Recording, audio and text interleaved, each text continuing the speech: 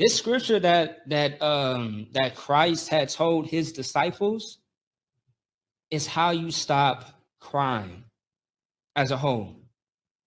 Because when you go to him and him alone, and for you sisters out there who love the beef and who don't like to talk to another woman about, how she, treated you, you sisters need to go to her alone as well. Nobody is holding you accountable for the things that you say you were doing or not doing. There's no, like the scriptures say, everything should be done in decency and in order. That's right. There's no order and decency with you going on the internet and running in the streets with no guidance, without being sent, without being anointed by the man of the Lord, by being sent by a man of God out there on them streets. You must be sent. When you hear us say salute, Shalom, Yahweh Shem Shabbat, right? That is Hebrew. Okay? Shalom, Shalom, that is not Hebrew. I don't know where you learned that from. Most likely from Esau, from the Jewish. On the street corners.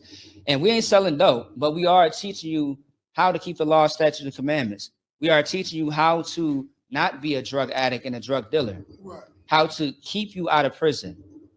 How to not make you a target for Esau to use.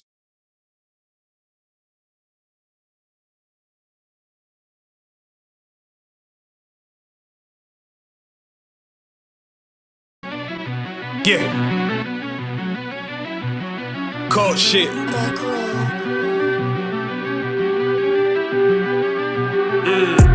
I ain't come with goons, but I'm well connected. Walk in the room, it's pop, pop, pop, like you got rejected. Let me see if you qualify or not. Spinning up in a tinted truck, riding around your block. Busy man. I get a word, he ain't this shit from top to bottom like a motherfucking ceiling fan. Hopping out the rental van, on my way to LAX. Brothers out in Cali and they killers out of every set. But I ain't crippin' on no blood. One West, all my niggas got it out the mud. Put your face on a t-shirt, memory of niggas acting tough in them songs, that's the drugs. I don't need no cases, all my pistols clean. So now I weigh my options, used to use the triple beam. Used to get the wop, mix it with the nicotine. Now I travel state to state and put on for my team. The fuck wrong with them? Ain't on my level, I should let my dog get them. I see niggas and they feelings, I don't feel them. Kick the Glocky with me, it was like a ball with it. Me at the end, I gotta stay patient. They hate me, Lord, I gotta stay dangerous. You one of them? Yeah. What's the problem? I'm one West, go to war with everybody. Cut the grass for the snakes, fuck the gossip. Front line with them soldiers, that's my posture. Gun drawn, trying to curse an imposter. Shit get out the pocket, go to war with everybody, yeah. Send that hate maker to the featherweights. Niggas claim they hard, but they sweeter than a Debbie cake. Hold on, think it's time to introduce. I'm a man and a beast and a stepper and a ruler. Hold on, and a G and a soldier and a mover. Hold on, and a killer and a prophet and a shooter, nigga. Trying to stay humble, my shit crazy. Cold leader, need the blue stripes, no brick break. Can't be serious, you a funny boy, young fly. Look wrong, must be a dummy, I ain't gun shy. Fuck that little bitch, she a hook.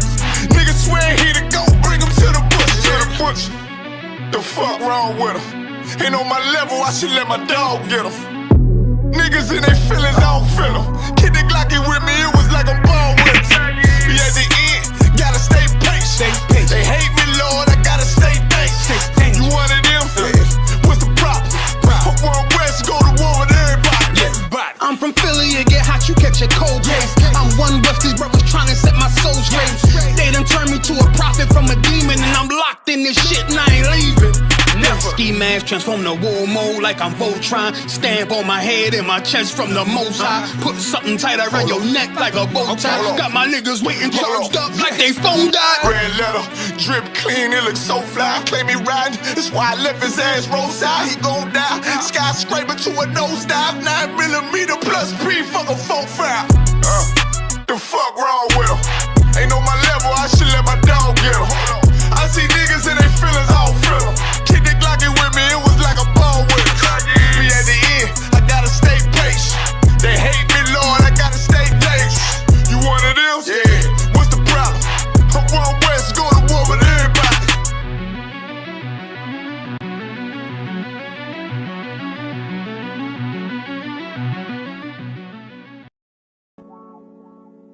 Hey, hey, give a fuck about what them bitches gotta say. I'm a West nigga till they put me in the grave. I don't give a love fuck about what them niggas gotta say. I'm a West nigga till they put me in the grave. I don't care about what they say. Hey. Fuck with my Akima, fuck with my sisters, then I got a problem, I'm never gon' miss you. I got 100 hanging out the AR, I got a 50 hanging out the pistol. He say it's corner, I'm just being realistic. I be on them corner posted with the realest. If it's a Sabbath, then we going fishing. I'm reeling them in, that's a God-given mission. I'm really on 10, but I'm stamped in the pistol. I get the order, be glad of this mission. Hebrew Academy graduate, nigga, training, go through the baddest conditions. I don't fuck with none but the baddest of bitches. She righteous, submissive, she glad to be with me. Had that thing Putin like Vladimir, niggas, she know I'm a prophet, she glad to be listening. Disrespect, I ain't having that shit, tell her go make some business from scratch. She bitchin' the different breed of black men. We don't do the back bend. I remember back when I was really trapping, trying to get the racks in, selling dope to black men. But now I'm trying to make it straight, like never get up out my face. We standing up straight, can't fold us. Too heavy, the world won't hold us. Go get some rank, I told you. Line up in these ranks, we soldier. You can take that to the bank, we focus. How many times must we remind you? One body, one way, some break off, but never take off, that's a flex. When the law with you ain't no up next, it's just us, nigga, that's that on that. All that weak shit, that ain't no threat. Say you won't beat, bitch, with that ain't no sweat. We with all that, The Lord called a nigga out the world, I responded and called back. Oh Lord, and everything that they stole from us, fuck that shit, we want all that. Them niggas snitching and they act like bitches, that's why we unaffiliated with them. They killing women and they fuck with sisters, that's why we unaffiliated with them. They telling lies, switching up the doctrine, that's why we unaffiliated with them. They ain't gon' ride until they die, so that's why we unaffiliated with them. Come on the command and general, your hunter, we unaffiliated with them. Like they tongue and they say they keep that shit 100, we unaffiliated with them. They telling lies, switching up the doctrine, that's why we unaffiliated with them. They ain't gon' ride until they die, so that's why we unaffiliated with them. That's why we unaffiliated with them. I cannot fuck around with fake niggas. We taking ground when we in your city. You better hide the women, hide the liquor. Keep that bitch on me, please don't butt the system. Don't be a fool and be another victim. Say you a goon, you just another Christian. How you my brother, you ain't in here with me. In the gutter, deep down in the trenches. We with them niggas locked up in the prison. Black and Hispanic, Native American, Indian. We ain't just talking shit, but we living in it. We be everywhere, you can't miss it. And we be fresh as hell, take a picture. And we professional now with the scriptures. Play, we gon' script them, yeah, we some killers. These niggas trippin', they mind blown. Well, business, forgive me if I'm wrong. I don't need it pause when niggas say that they be looking for niggas to slide on. The slide that I know about is when I assemble the Glock with the slide on. Real, I get the order, you know that it's slaughter. See me and my niggas gon' die. The bigger the better for kingdom of heaven. You niggas get wet up by me cause I'm fed up. I rep UPK. My niggas won't let up. Got choppers, got 9s, AKs, Berettas. You say you don't like me, you say you won't fight with what me and my nigga like, bitch, or whatever. You say you don't like me, you say you won't fight with what me and my nigga like. My nigga like them niggas snitching and they act like bitches. That's why we unaffiliated with them. They killing women and they fuck with sisters. That's why we unaffiliated with them. They telling lies, switching up the doctrine. That's why we unaffiliated with them. They ain't gon' ride until they die, so that's why we unaffiliated with them. Come on the command and general, your hunter, we unaffiliated with them. Like they tongue and they say they keep that shit 100, we unaffiliated with them. They telling lies, switching up the doctrine. That's why we unaffiliated with them. They ain't gon' ride until they die, so that's why we unaffiliated with them. Yeah. See, they always ask us like, why y'all fuck with such and such? Why y'all won't come together with such and such? I be like, we unaffiliated with them. You understand me? Like, niggas be out here on some weirdo shit. And to be honest, that's why we unaffiliated with them. Hey, that's why we unaffiliated with them. Yeah. Oh.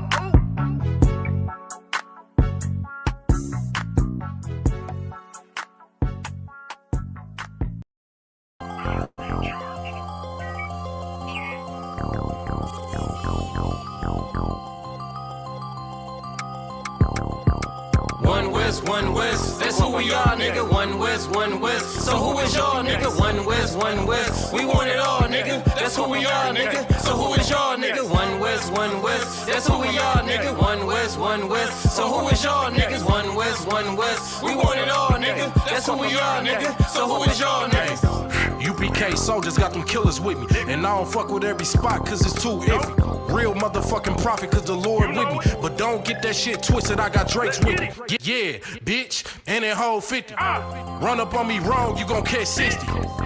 Wait, you gon' catch 20, the other 30 for your homies, bitch, I got plenty. And I shoot this motherfucker till that clip empty. Taking orders from your bitch, you a fucking simpy.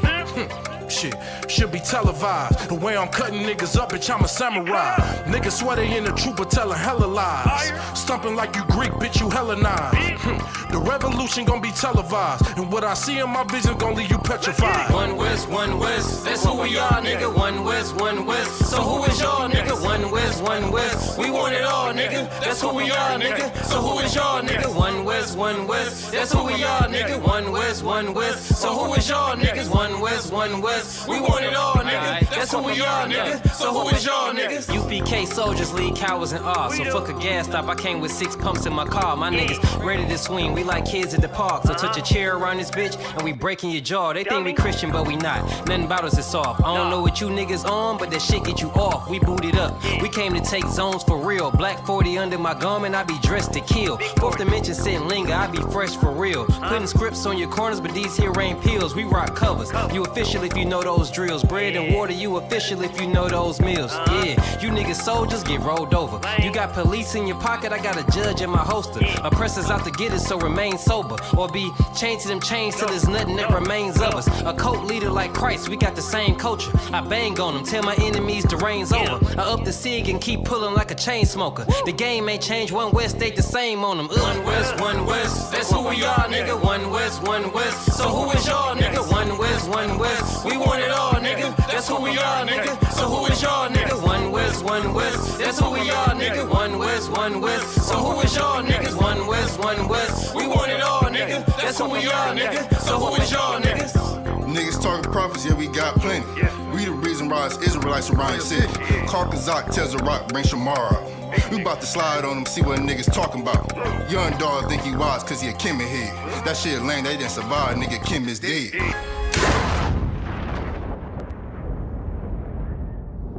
Where I'm from, little nigga, is a dirty game. I pledge allegiance to Yahweh, bitch, I'm UPK. Nigga, let's talk bodies. Set up on your corner, wake up everybody. Big priest, until I'm dead deceased. The mission is complete until you're off the street. So y'all on the internet, stumping down the street. But take the poor and the weak. Touch your sister or a brother, you gon' be sleep. But take the poor and the weak. One West, that's who we are, nigga. One West. So who is y'all, nigga? One West. We want it all, nigga. That's who we are, nigga. So who is y'all, nigga? One West. That's who we are, nigga. One West.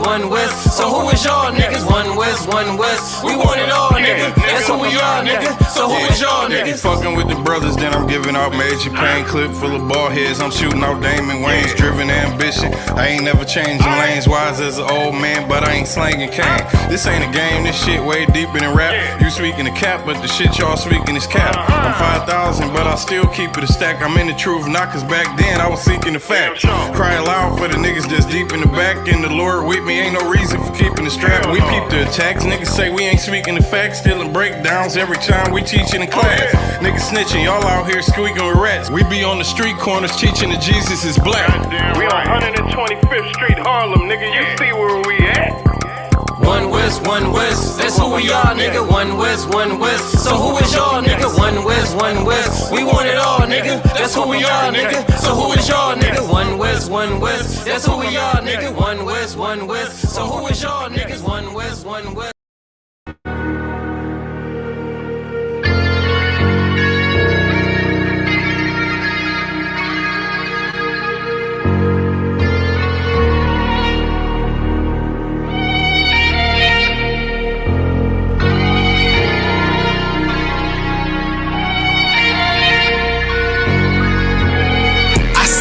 Turn to hell, I gotta stay alive. Lord have mercy on my soul, stand by my side. I killed the old man and I watched him die. Lost a couple niggas, guess he wasn't my round. Hey, play my niggas, lay you down, they on down the ride. Keep my gun in my arm, I gotta stay alive. I gotta stay alive. Keep my gun in my arm, I gotta stay alive. Tell me we don't live in hell. My brother doing 55 in that cell. Nigga claiming he your round here spin shell. Same nigga you put on to hit the stand and tell. How the fuck you turn your back on a nigga that love you? Treat treat your kids like my kids, treat you like a brother. I told my dog, let's leave the streets to serve the Most High. He said, fuck that shit, he tryna sell another pie. His daddy killed him, put him in the trunk, set him on fire. His wife was pregnant, he ain't never get to see his child.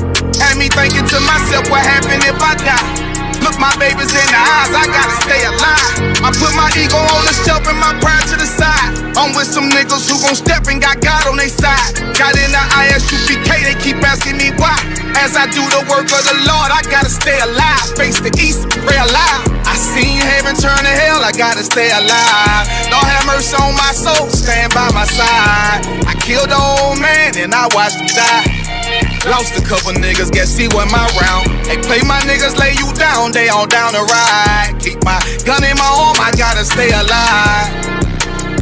I gotta stay alive. Keep my gun in my arm, I gotta stay alive. You ever pump a pack with a snake by your side? Yes, I did. See a man reach out to God before he died? Yes, I did. I know the Lord forgive us for these sins, but I'm starting to think the kingdom of heaven is for these kids. I told my daughter, there's one man in your bed, I won't stand for left. For my son, I hit your head on that fragile legs. I lost some niggas to that dope, I lost niggas to the feds. Remember Jono tried to stick me for that cheese on that bread, yeah, I was thuggin' with Lucky and that nigga left me for dead. Endure to the end, cause I listened to what was said. Mother told me she loved me when she was sick up in the bed. I was running them streets, but the truth made me a man.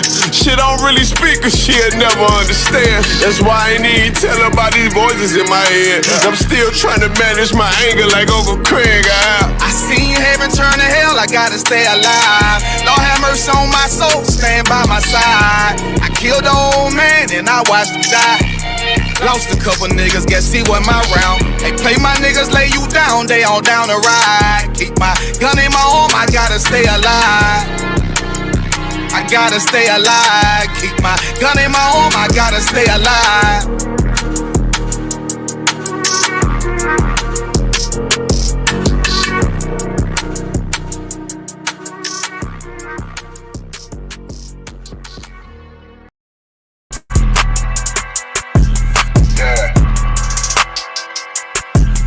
Yeah, you know what it is.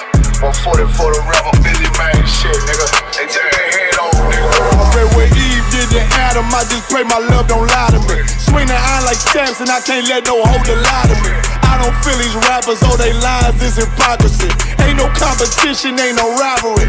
Nigga think I'm playing, I don't hear one word they saying, this shit light work. Think Muhammad one of us, he might lose his life first. Circle up and stay alert, another cop just stretch the nigga. He a demon, this an exorcism, watch I bless the nigga. You took that oath in blood, then you know I'm gon' get active with you. Fuck the opposition, I see vision, let me paint the picture. Rappers claim they spit, I ain't listening, is in fact the If revenge was a woman, I stroke that bitch like Jack the Ripper. War, we gon' run the summer, it's gon' be historical. Thought they making plays, made them niggas call the audible. Ask who run this shit, but that question is rhetorical.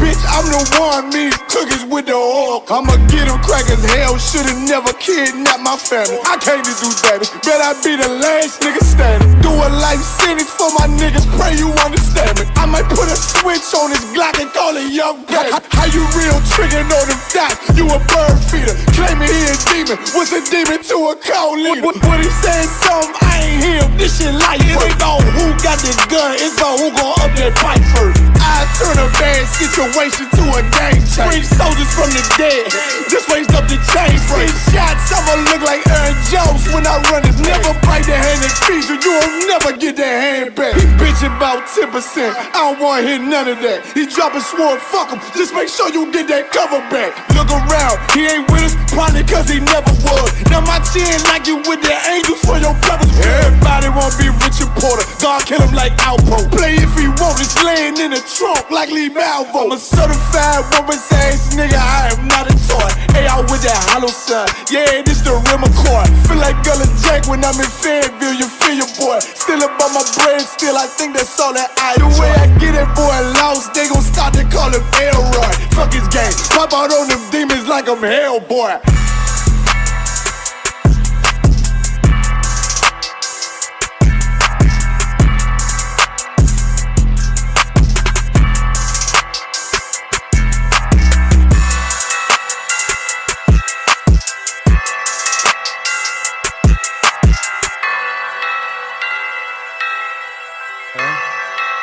I mean that's good though.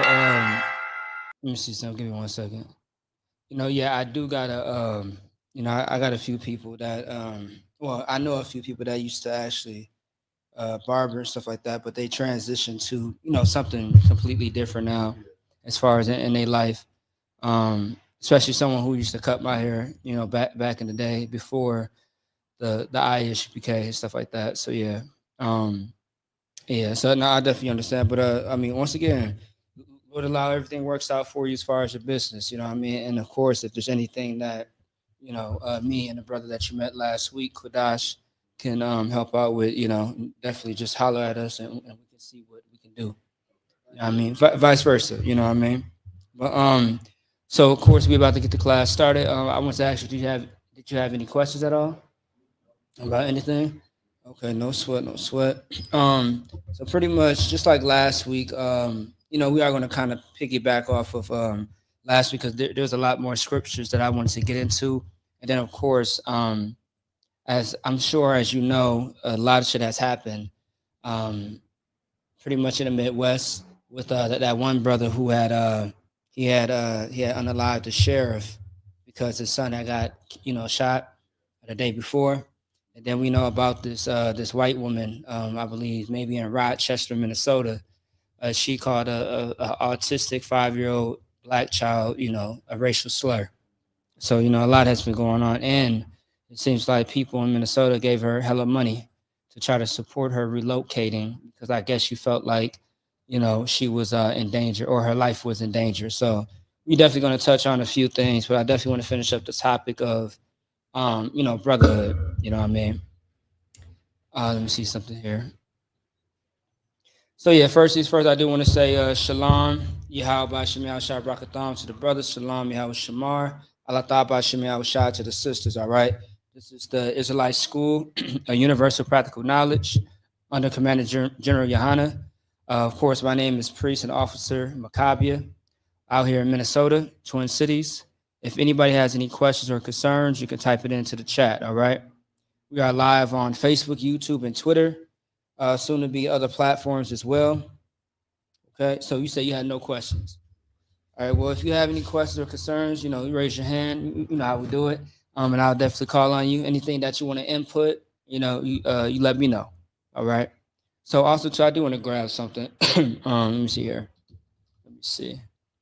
Can you, if you don't mind, can you grab 1 Thessalonians chapter 5, verse, let's start with 12. Yeah, 1 Thessalonians chapter 5, verse 12. And as we get that precept, I do want to grab something real fast as well. Let me see here. Yeah.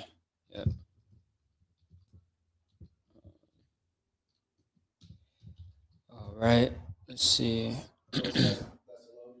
Chapter 5, verse 12. Yep.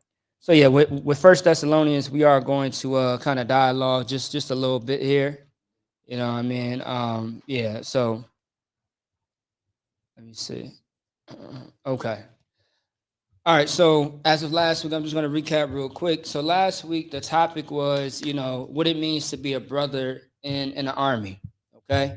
And what we did was we pretty much had like a little warm-up to dissect what brotherhood is and what it looks like and what you should do in many scenarios of brotherhood. And also, too, gave a lot of examples on how the Most High, through the Bible, can show, in every way possible where brotherhood and sisterhood lies. Now, I always tell people all the time, like, our problems that, Black and Hispanic Native Indians face today in everyday life in our communities is not very complex as you may think it is.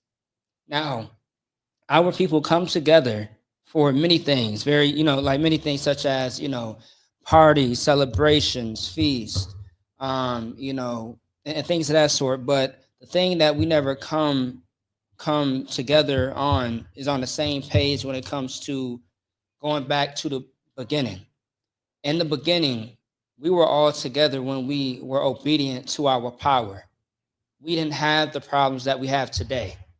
Now, when you go through the Bible and you actually study for yourself, you find out that when we actually served our power, we were stronger. We were, undefeatable. You know what I mean? And nobody can touch us. When I say nobody can touch us, meaning that, the other nations wasn't so easy to try to harm us or make us a target. Now, if you look at the book of Exodus, where one of Pharaoh's right hand man had said, okay, because in Exodus, right, the plan was to unalive all the male Hebrew children, right? Now, Pharaoh wanted the woman children to survive, but not the male. And the reason being is because he saw how strong and how great in number that they were. But however, because of Moses coming on the scene and other maid servants as well, they came up with a plan to, keep the male Hebrew children alive. All right.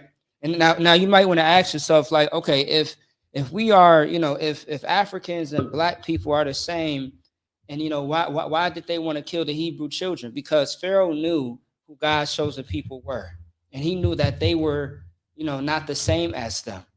And also, I do want to grab that.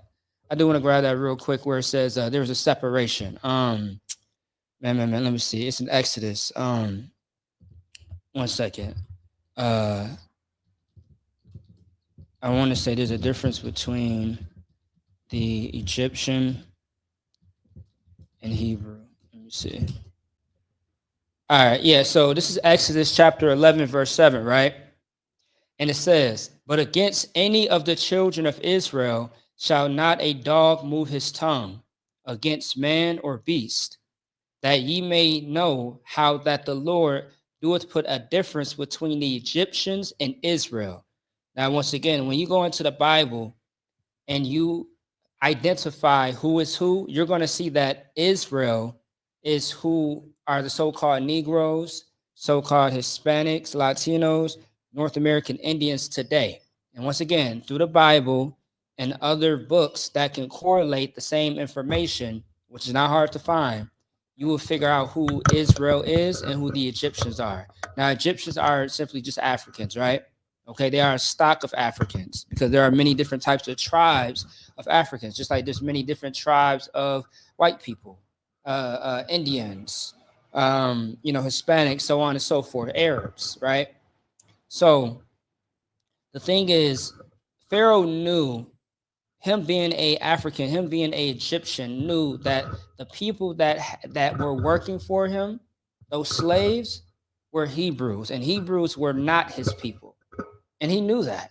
And it's very obvious when you read the book of Exodus all the way up until when you look at how we got kicked out of Egypt during the night of the Passover, when the Most High delivered Israel or the Hebrews out of Egypt and killed the very firstborn of each Egyptian child, and firstborn animal, and firstborn plant. Like the Most High was not playing when he sent over that death angel. So I'm saying all that to say simply, when it comes to the problems and the issues that we have, like so-called black on black crime, which is a very, very ignorant and disgusting term, because as if there's not white on white crime or Arab on Arab crime. I mean, last time I checked, what's been advertised lately is Palestine and versus Israel, Ukraine versus Russia. I mean, these are the same race of people fighting against each other, but that's never that's never advertised. It's always black on black crime. All they do is kill themselves. They sell drugs to each other. They shoot. They fight. They just don't get along with each other. Well, I mean, that's going on everywhere in every nation of people. Okay? So with the truth of the Bible, we have to figure out how to change our way of life. We have to change the narrative, so to speak. Like, how long are we going to allow this narrative be that we are a people who are just nothing but scum to everybody else. Because every time that every time that someone looks at us, we are nothing but a criminal. We are nothing but, just less than. And it wasn't always like that. And we have to identify what is the problem. How did we end up at the bottom when the Most High told us that this world was made for our sakes, that we were supposed to possess this entire planet, not just a state, not just a country, but this entire earth. Like, this place is supposed to be under our rulership. Like, brother, let me ask you a question. Have you ever heard of the Byzantine Empire? And who was running the Byzantine Empire? Huh? Edom? The Rome, okay. Now, was that always the case?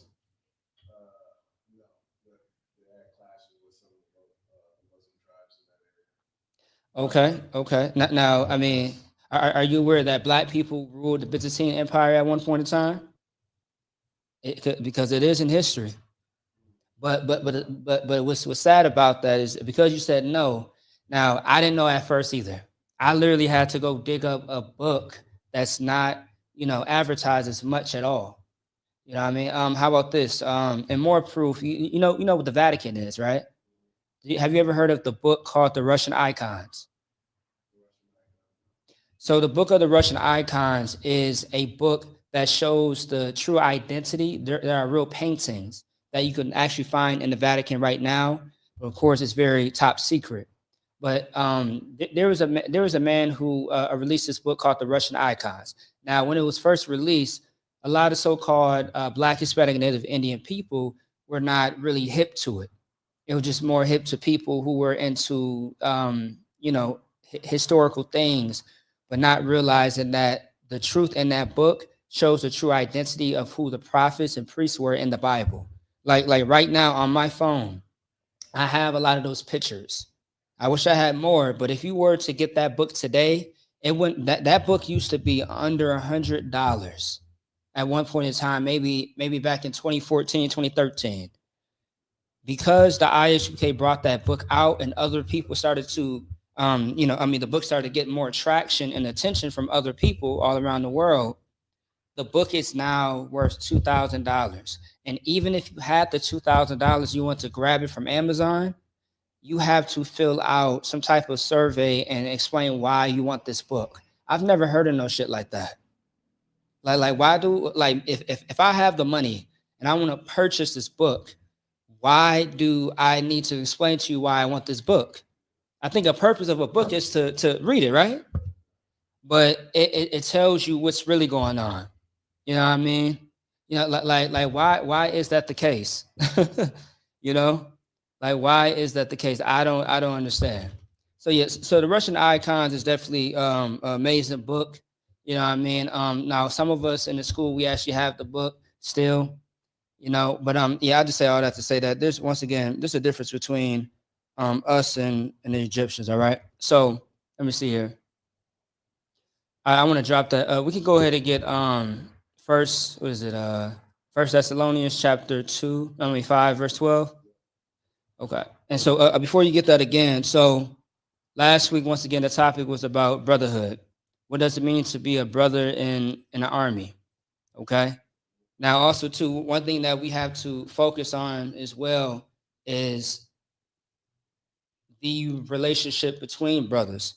What is not brotherly and what is.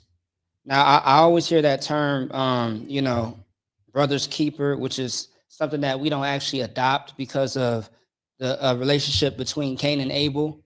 Because when the Most High asks, Cain, where's your brother's Abel? He told the Most High, like, look, am I my brother's keeper? Like, he said it in a very smart way. You know what I mean? Now, of course, always have your brother's back, absolutely, but it's just not a term that we technically adopt, right? But ain't no sin in that either, but it's just something that we really don't say. But however, I mean, if you say that brotherhood is a weapon and that you will lay your life down for this brother and do whatever it is to support that brother, then that's something that you got to stand on. All right. People always talk about in the world, stand on business. This person is my day one. This person is my right-hand man. Now, of course, there's always going to be a time and place, and it's going to show, you know what I mean? It's going to definitely show if you are really a brother to that brother. If you really is holding that person down, all right, really supporting them, okay? Now, yeah, I'll let you go ahead and grab that. You got it.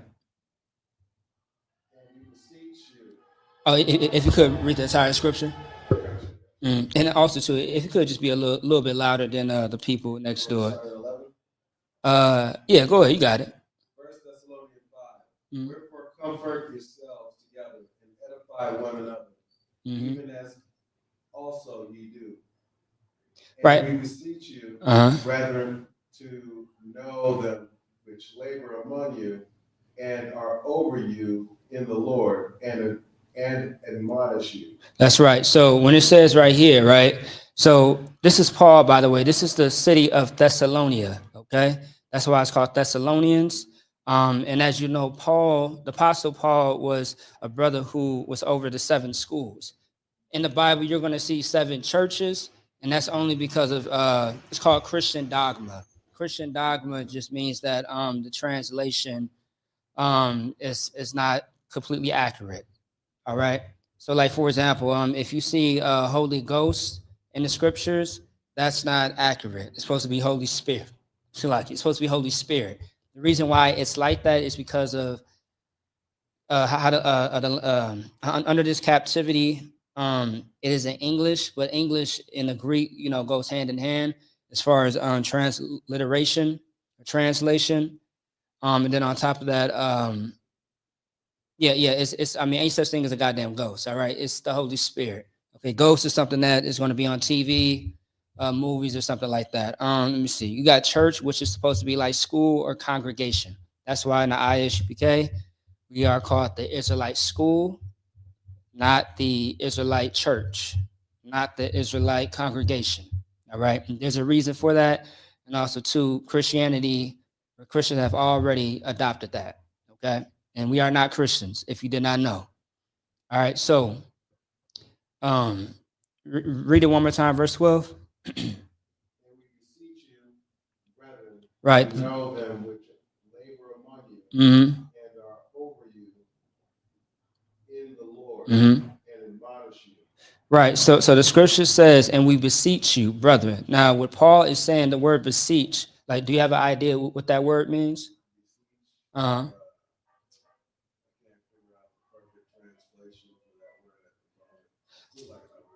Mm-hmm. Okay, if you had to guess, somebody at the door? Oh no, okay. Yeah, if you had to guess, I mean, what would you interpret that to be?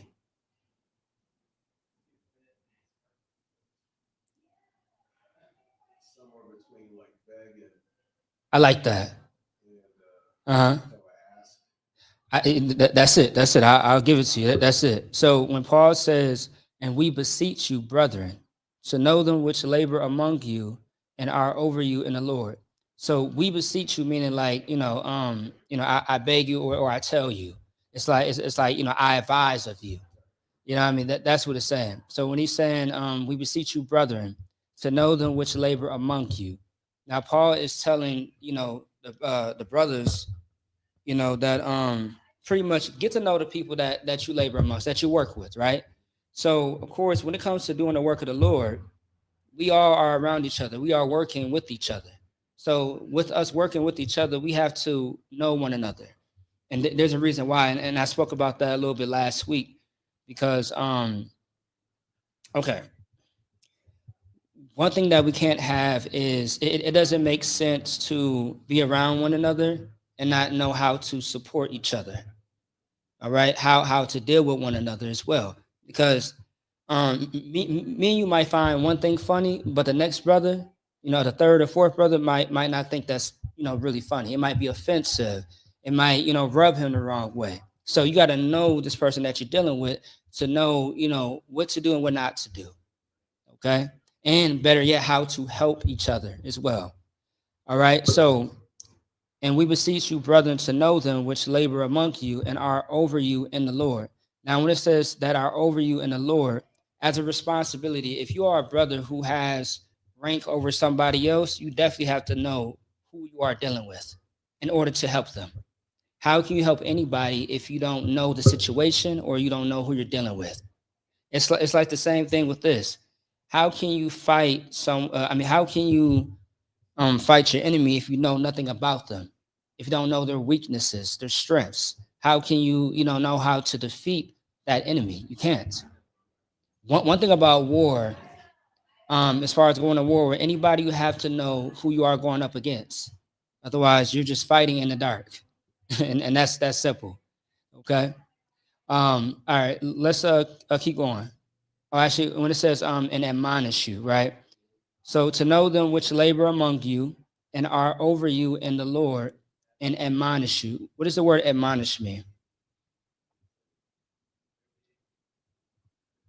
If you have to guess.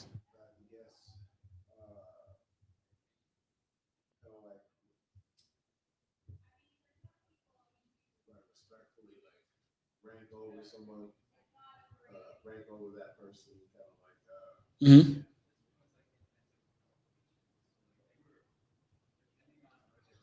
they're just above you, I guess. Okay. I don't know if that's correct. No, it's fine. If you want to look up the definition, I would definitely advise of that. And just based on the definition, I mean, there are going to be multiple. But yeah, go ahead, you got it. But I'll tell you this though. Think in the spirit of brotherhood, by the way, because there are some, there are multiple definitions in there. So I would definitely just think about the spirit of brotherhood a little bit when you're looking at the definition. Webster is Yep. to warn or reprimand someone firmly, and the archaic would be to warn of something to be avoided. Okay, that's right. That's one aspect. What do you see as far as the second one? Definition number 2. To urge, exhort. No, sorry, that's the old English. Mm-hmm. But the old English says to urge by warning.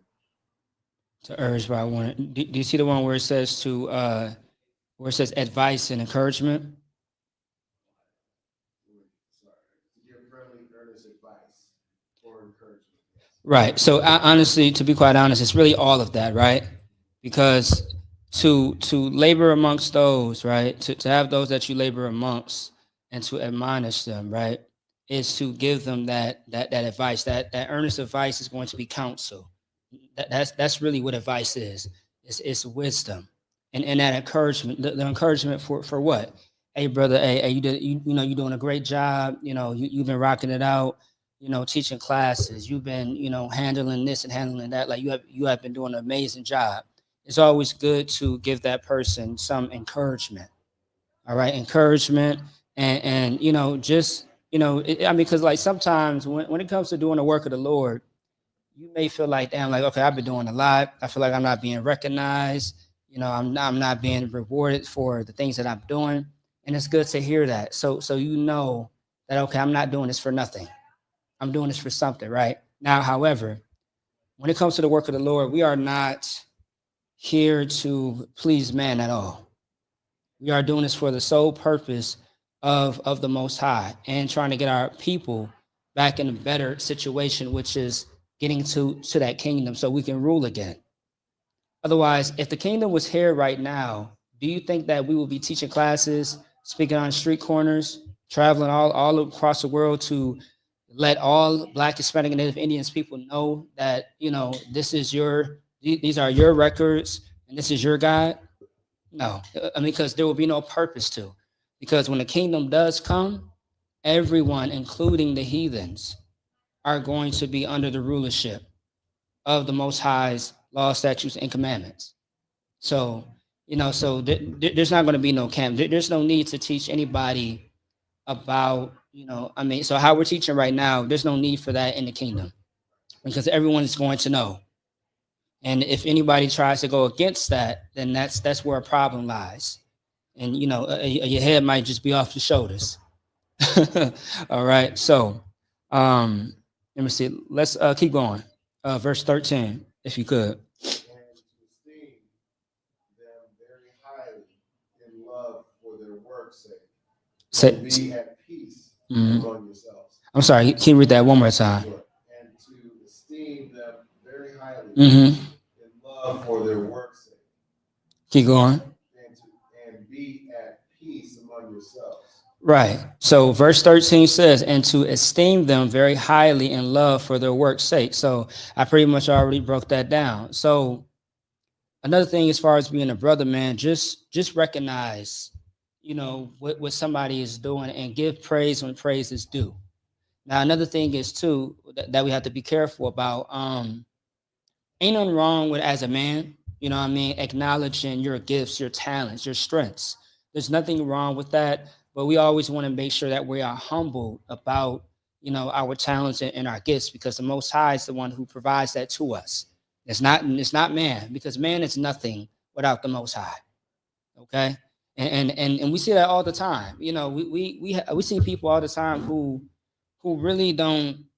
I mean, people who don't stand for anything.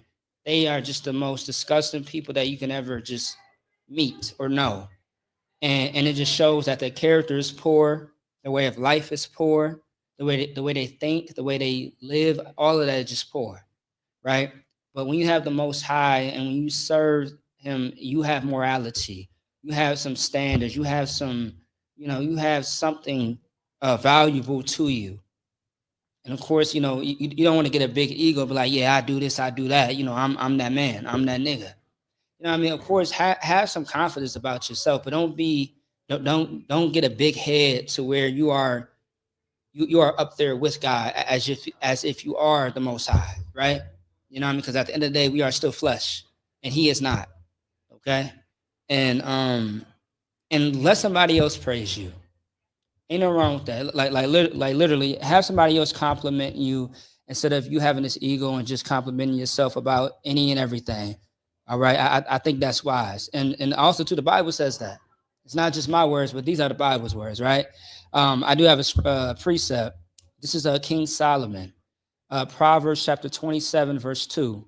Let another man praise thee, and not thine own mouth, a stranger, and not thine own lips. When it says a stranger, it's simply talking about somebody else that's not yourself. And when you read the 27th chapter of Proverbs, you just see the spirit of pride. Okay, so you know, like how it says right here, back to Thessalonians, and to esteem them very highly in love for their work's sake. And also too, it's very masculine, very manly to praise somebody else. I mean, and see somebody else get recognition for what they are doing. You know what I mean? It doesn't, you know, the light doesn't always have to be shined on you, but everybody is always going to have their turn and some type of recognition. Everybody always does. Me personally, I'm a brother who's been kind of shy when it comes to, you know, compliments and stuff like that, because I don't look for it. I'm just someone who is focused on a mission, and I just go for it, and that's that. Like I don't get high off of validation. You know what I mean? As long as I know that I'm following the protocols within what, you know, the Lord said, the rules, I'm good to go. And I see that the result is good, I'm good to go. That has made my day. I'm satisfied. The moment that I feel like something is missing, or I made a mistake and this could have been better, instead of beating myself up, I work harder to make it perfect. So that way I know that, okay, I did all that I can. I exhausted all of my resources to the point where it's now everything looks fine. It looks good. You know what I mean? Let's see what else. Let me see. And it says, "And be at peace among yourselves." Now, let me ask you something, right? Have you ever had a problem with, you know, somebody in life before, right? And it happens, right? People do bump heads. Not everybody's going to get along. Not everybody is going to be on the same page, which is very understandable. And that's life. That's everyday life. You know what I mean? Now, like for example, right? Last week, we was talking about we had a certain conversation. Now, respectfully, we had an agreement on some things, but not everything, right? But there was still peace. There was no malice. There was no envy. There was no strife at all. And with that being said, the problem that we have in our community is people don't like to be told, that how can I say this? Like for example, when somebody is offended, people don't like to feel any type of disrespect, feel any type of, feeling that they were wrong about something. And the problem is we don't know how to talk. We don't know how to talk to one another. And because we don't know how to talk to each other, it causes bigger issues. Okay. And that's where Satan plays, his perfect role in every terrible situation possible. So, like, for example, my thing is this. Anytime that I'm out and about, I see people who mean mug each other, and they always ask each other, like, you got a problem? You got an issue? And I'm looking at, just people all the time. I'll be downtown, I'll be everywhere. And I just be like, why? Like, why are you so offended that somebody might be looking at you? Or like, are you okay? Like, why do you think everybody just out to get you? You know what I mean? Someone accidentally step on your shoes. Like, damn, like, do you really got to blow this man's head off because he stepped on your shoes? It's just some goddamn shoes. At the end of the day, it doesn't matter how much it costs or whatever, but it's not worth losing your life. And also, too, that's because we are in hell. We are in poverty. So we're always going to fight. We're always going to bicker with each other. But there's always a better solution. And that's just talk to each other, because that's the masculine thing to do. That's the brotherly thing to do. Like, so many brothers and sisters could have a life today if only they used love and empathy and compassion for one another. Brotherhood. And instead of killing each other, what kills all the nonsense is having love for each other. One thing I can never understand is how someone can say this out of their mouth, right? Hey, I love this nigga right here. These are my niggas. These are my day ones. But them niggas down the street, I don't rock with them. I don't fuck with them. Excuse my language. But it's like, how can you say that you love these niggas but not the other niggas over here? Like, we are all the same people at the end of the day. Whatever issues you have, and understand this too. The people that you say that you love, and that are your day ones, they end up offending you down the line. All right? Like especially someone in the world who lives a reckless lifestyle of women, just sleeping around with any and everybody. And there's drugs involved. There's no morality. So your day ones is going to have sex with all your women. They're going to smoke up and sell all your drugs and steal from you. So, all those other niggas that you've been beefing with, you got to go ahead. So what about, for example, I had sent my business plan around, but it was one brother who I got along with. Yeah. Seemed excited about the business plan, but then I asked him, well, what have you read? And he said, I stopped at thus saith the Lord. So when somebody, well, I guess there's an offense on both ends, right? Okay. I'm offended that you didn't even read the thing, but it seems that he was offended in some way of shape or form right at seeing a scripture. So how would you even categorize that? Is that because I think the scripture talks about being offended in the Lord's name. Are you supposed to? Because I'm not gonna lie, I kind of turned up, but not enough where I was like, dead to relationship, dead to friendship. But how would you go about doing that? So okay, so all right, so just so I can understand, right? I'm in the world. Yep. And you start reading the scripture, or they read the scripture, and they just stop because they recognize it's the scripture, it's the Bible. Okay. I'm trying to conduct business, right? Yes. So, Business, uh, the scripture that just like I'm offended. You can continue to conduct business with somebody who's offended with your scriptures. not even my scripture, but that's the Lord, right? Yeah. As far as the Bible. Yeah. So okay. So all right. So you're asking, do you still conduct business with somebody that's offended by the Bible? Okay. Um, you still can, because this is the thing, though, right? I mean, how many people? Okay. Yes, you can still conduct business with people that do not believe in the Bible. Now, however, here's the question, though: if this business is concerning the Most High and the Bible and stuff like that, and they don't believe in anything, then they are not going to be a good support for that anyway. So now, can you still deal with that person? Yes, but on a business level, based on your business that has something to do with the Bible, then the answer is simply no, because it's not going to make sense at all. Now we also have the one scripture about can two walk together? You know what I mean? Yeah, as far as that, you know what I mean? Now, okay, if this brother did not simply believe in the Bible, or I'm sorry, I mean he believed that there's a God, right? And he's not offended by the Bible, but he has his own God that he serves, but he's willing to still support you in some type of way, then that's fine. That's understandable. But if he's offended to the point where he has nothing, I mean he wants nothing to do with that, then that makes sense as well. So it doesn't make sense to bring him on. Maybe y'all can work on a business that's separate, but it's not going to be about that, because that's going to cause issues for your business. So you don't want to bring no problems to your business.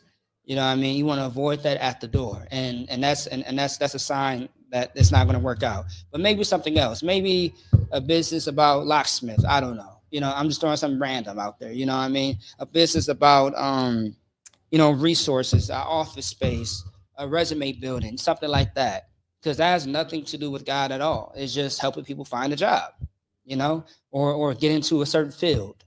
But something like that, I wouldn't even waste your time, because you will waste your time. You know what I mean? Meanwhile, there's probably somebody out there that can actually fill that position instead of him or her, whomever it is.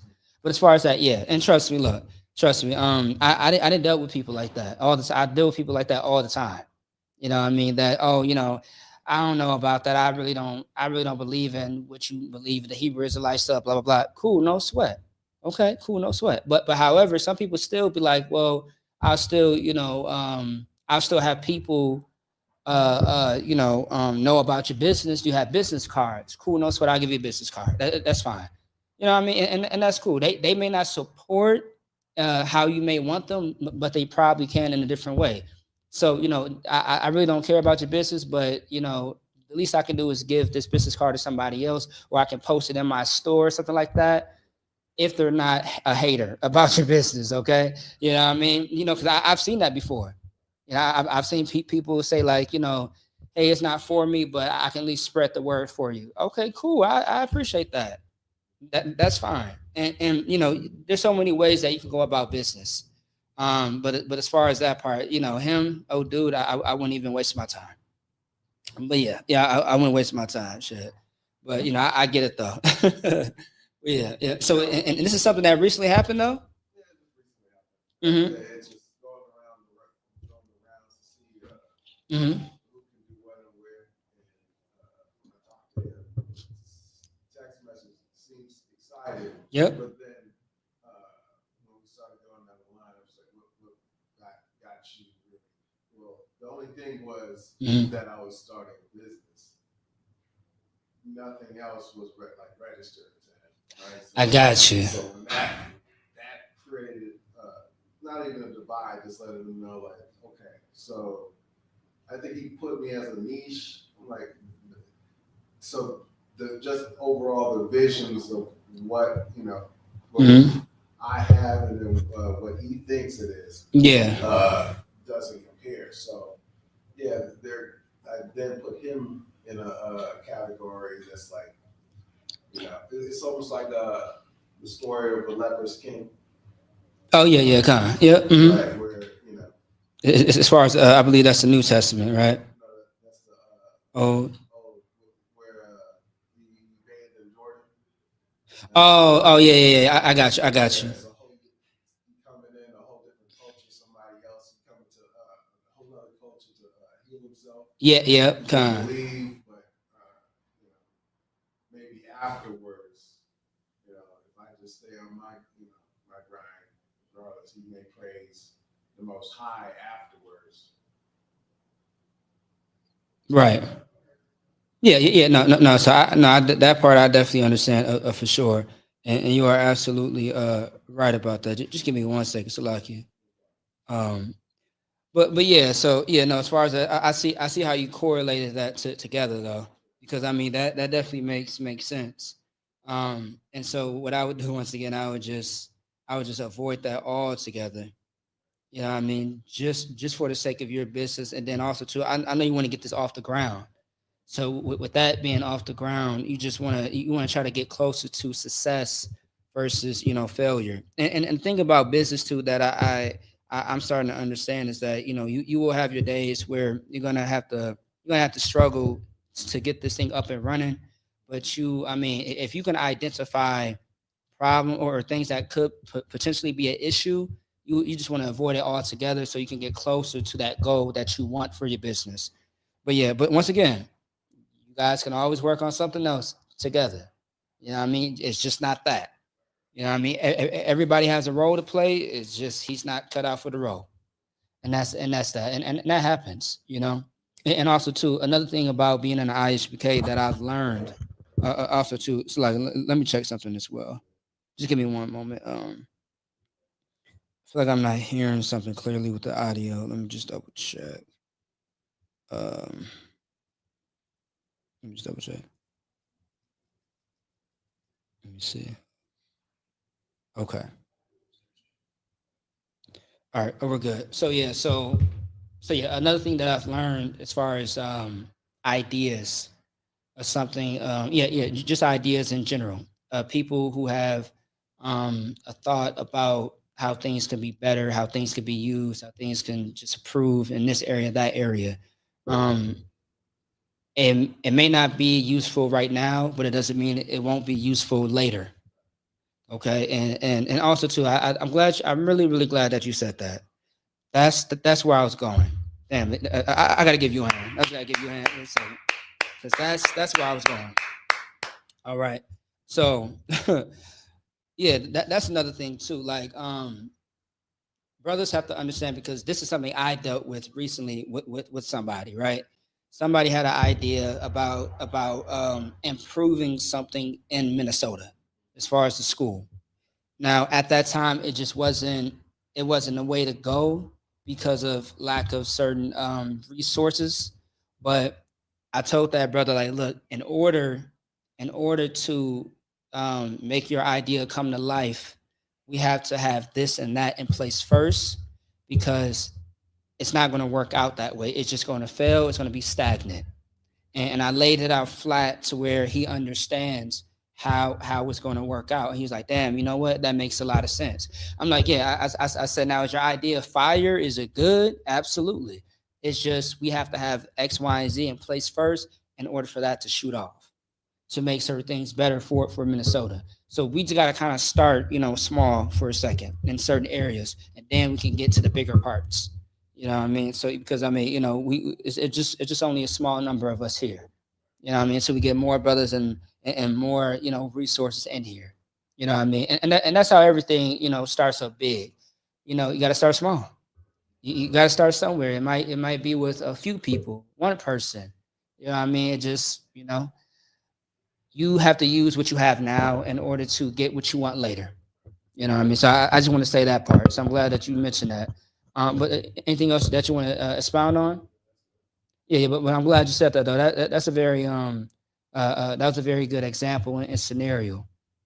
And also too, one thing I've seen as well that when people try to do business with each other and they may not see eye to eye to certain things, they completely cut each other off. And sometimes you want to be very mindful and careful because I mean that person could be reliable, can be useful later down the line, and you don't want to burn your bridges. Not saying that everybody that you cut ties with or every idea with someone else that doesn't work out is not going to be successful. It's just you just want to be careful because I mean you may need that person later. They may need you. And one thing about business is that it benefits all those that are included.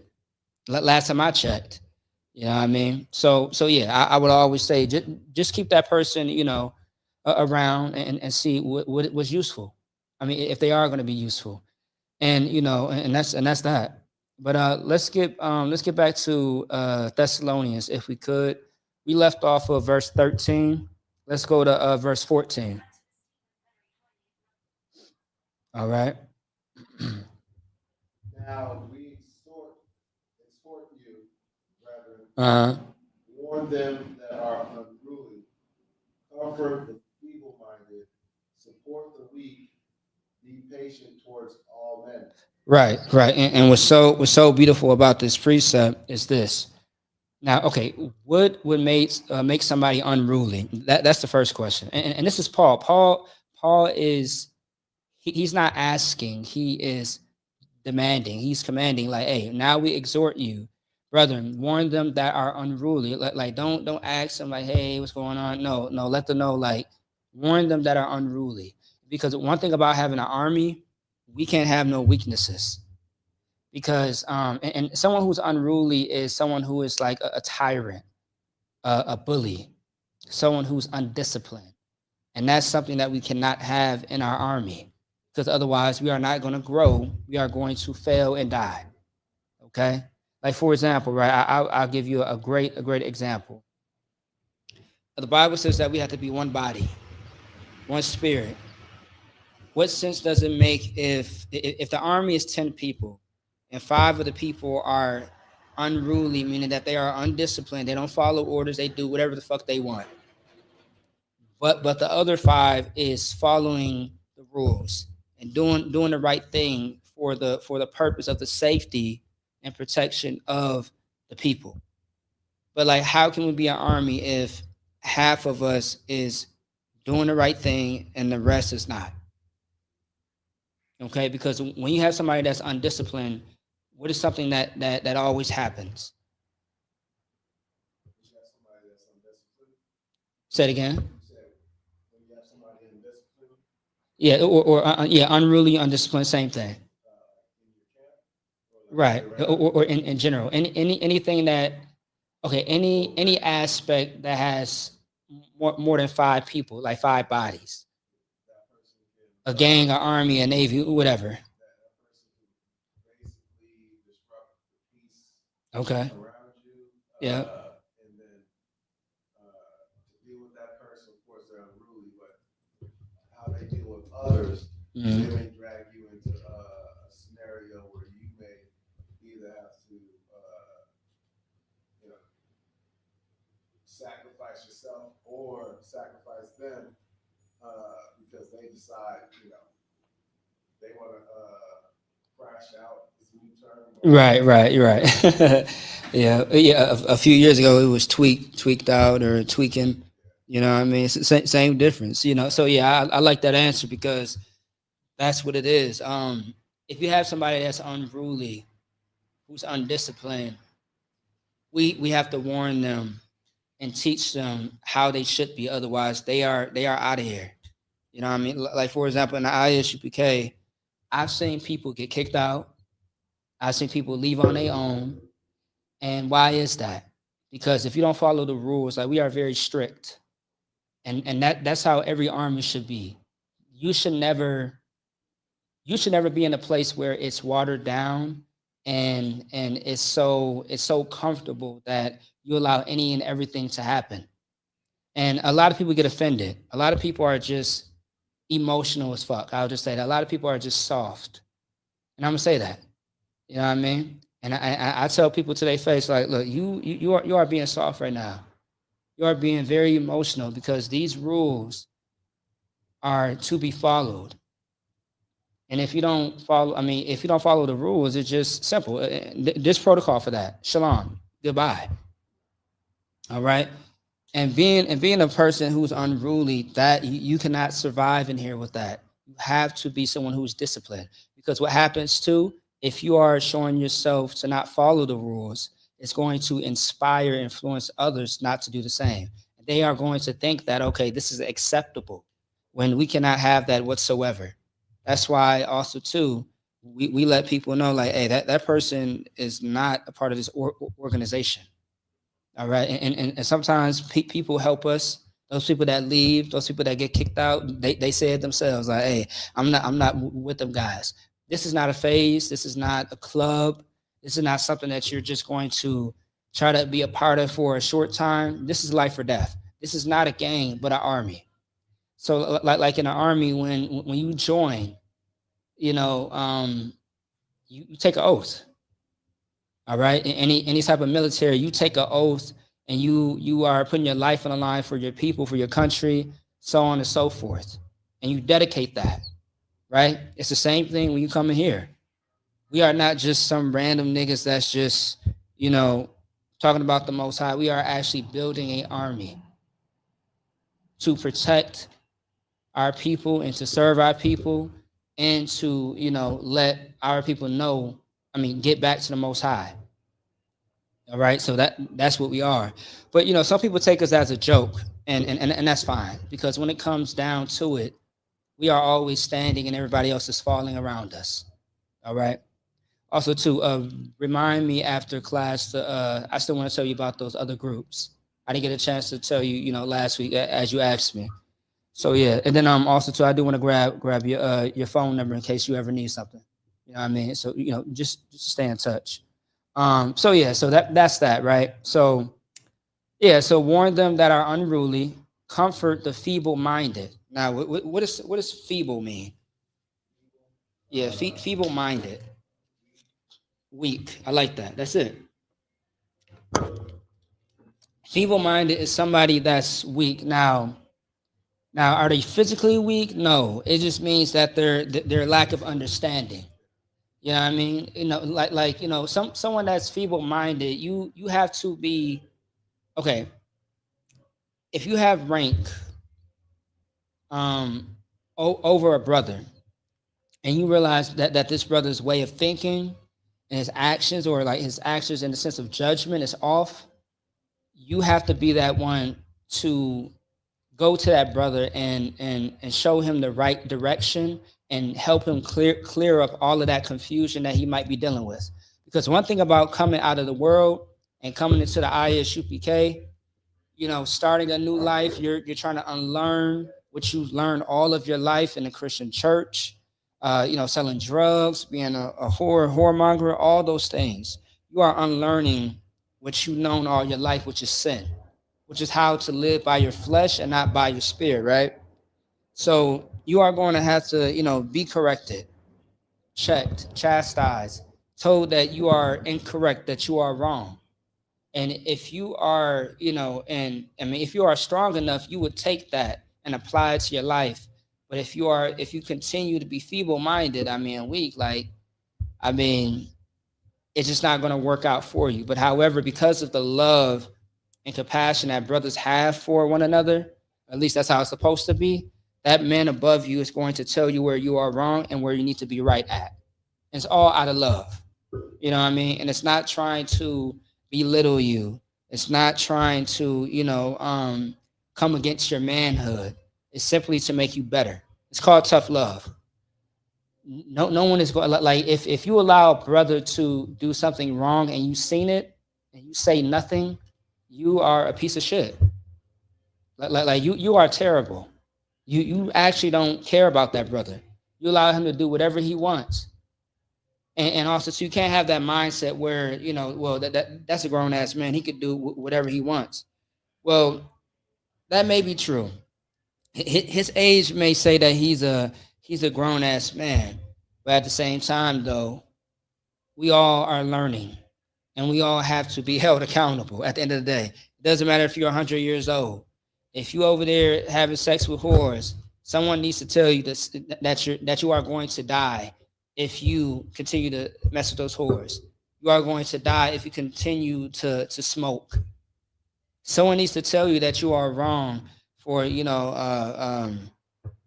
I mean, I don't know. You name it, shit. I mean, whatever. Just not following the law, statutes, commandments. You want to eat whatever, whenever. You know what I mean? You want to eat crab, shrimp, lobster, pork. Like, someone needs to tell you that you are wrong and that you need to tighten up. And as far as the ISUK, man, I'm telling you, I've seen people come and go with my short time being here, and I've seen people come and go over the most idiotic things ever. But I do pray that, they always come back. Once again, this is not for everybody.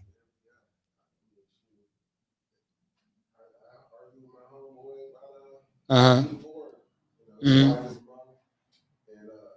that's really where that culture is bringing it in. So Right. it was. I'm sure it's been extremely hard for him to give up pork along with his wife, and so he gets on the point of defense. Right, so, and I mean, Paul, he was bragging about how he didn't eat pork, but they use that scripture to kind of try to flip it on you. Like, Oh, wait, which one are you talking about? when he was sleeping and Christ talked to him. And, Oh, no, that wasn't Paul. That was Peter. That was Peter. I know what you're talking about. You're talking about the silver platter that had all the unlawful food. Yeah, unclean food. Yeah. But actually, though, when you read that story, right, I can get it. I mean, I can get it next week, because I still got a few things to go over. But that's talking about more than just unclean food. It was really talking about a brother. Actually, I'm glad that you brought that out. Because next week I can bring that out, because it wasn't really about the food. It was about a person. Okay, and that's what you will find out as you read the story. Yeah. As you read the story. Yeah. Right. Yeah. Now, one thing about the Most High is that He is not going to change His word. If He says not to eat that, that's it. But the thing is, everyone is looking for a way to sin, and that's a problem. And our job is that like, honestly, Christians, I just call them Christians. Anybody that's in the world are just simply into Christianity. They may say, well, I don't follow Christianity, this, that, and the third. But the more that you listen to the way that they speak and that they live their life, you are a Christian. You know what I mean? You are just a Christian that doesn't know that you're a Christian, and that's that. Okay. But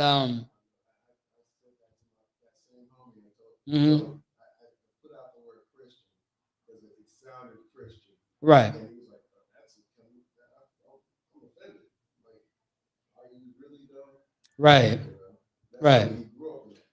Right. And you know what? And actually, I would have told him, you know what? You should be offended. You should be offended. You want to know why? Because the way you live your life is very Christian. It's Christianity. It's all over you. It's coming out your pores, coming out your mouth. Like it's yeah. You look like a Christian. Hey, you should be offended. Respectfully, you should be. And then from there, I will break down everything that he said or what he just did that was Christian, and that's that. And if he's still offended, Lord be with him. You know what I mean? I mean, hey, you're being such a brother that you're breaking it down for him. You know what I mean? Like you're not saying it to attack him. You're saying it because it's the truth, and you're trying to help him see it. You know what I mean? You're not saying it because you're trying to be unbrotherly. Go ahead. I was reading all of Jeremiah. Okay. And it made me realize, like, there was Israelites who thought they were worshiping the Most High, but was going in the ways of Balaam. Say that one more time. There was Israelites who thought they were worshiping the Most High, but they were going in the ways of Balaam. Balaam as in Baal. Baal, yeah. But I always hear both ways. But yeah, I know what you mean. Yeah, because Baal Balaam is the god that's associated with the Babylonians, because Jeremiah was born in the time of the Babylonian Empire, and so were other prophets and priests as well. But go ahead, you got it. So, you know, anytime they go into like, they'll bring that culture with it, but Yep. remix, Yep. right? Mhm. You know, just like how Christianity comes in, and Mhm. somehow you can get Judaism, and all is still the same. Mhm. You can't really tell them. I mean, at least a portion of them don't even know Judaism and like Christianity is somewhat in the same, but of course the Talmud and all. Right. Very difficult, but Right. if they just read the book, you know, but still. Yeah. Yeah, I was reading through Jeremiah, and yeah, it's that custom that people put on, and they think that they're going into the Most High's route. Mm-hmm. And you know, I think that's another reason why we say Jesus instead of however you want to say it. Yahweh Shai. Yahweh Shai. Yeah, in the Hebrew. Yeah. Mm-hmm. So yeah, it's that kind of not going back into the custom, but going straight full force with Egypt Mhm. or Babylon, Mhm. Babylonian customs. Yep. How you can take that practice. I was about to pull out the Maccabees, but I'll cut it right. No. You good. No, I definitely understand saying that.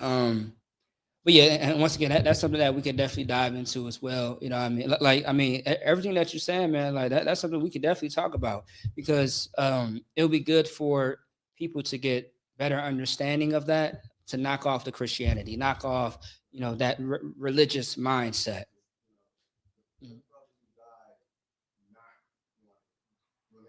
What was put in front of them, they wasn't going. And to see people to still go that route. Uh-huh. I mean, I think the Maccabees, like bringing up those books that they took out. Yeah. Way to correct somebody. Mm-hmm. And then let them know, like, people died over this. You say you were Right. the Most High. Mm-hmm. You do that. Yeah, no, I'm glad you said that. I mean, it's a few things like based on what you just said, it just brings up a few precepts in my head, and I'm not going to be able to get all of them, but just for time's sake, like for example, right? And as you said, there are people that are unfortunately not here with us, that are in the grave, who have passed away, lost their life, just going a different route instead of the route that they really should go, which is serving the actual real power. Because I mean, we have to understand, there is no real living God except for the Most High. And now that sounds, to most people, that sounds crazy as hell. Like how can you say that? How dare you, right?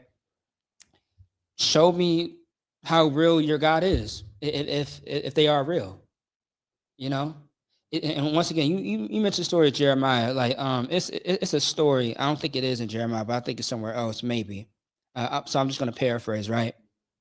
It's a story where I want to say it was Elijah against another people, and they both were going back and forth battling each other, and pretty much other people were talking about, well, show me your God.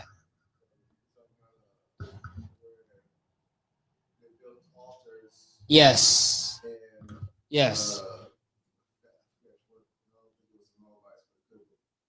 Right. It was heathens for sure.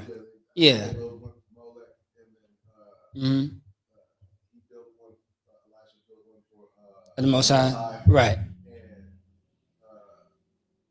They went first, and they were just praying. Yeah. So on for a miracle. Yeah. And it didn't happen. It never happened. And Elijah moved out the way. The Most High concealed it. Yes. Showed up, and then afterwards he took those people's lives. Yes. So again, like when we call on to the Most High, who is a real living God, right? You know what I mean? I would like to say that he is a masculine spirit. He doesn't have flesh like us. You know what I mean? So he's not like humans. And of course, I mean, if you are a creator, I mean, your creation is not going to be like you per se. And I mean, but the likeness, of course, right?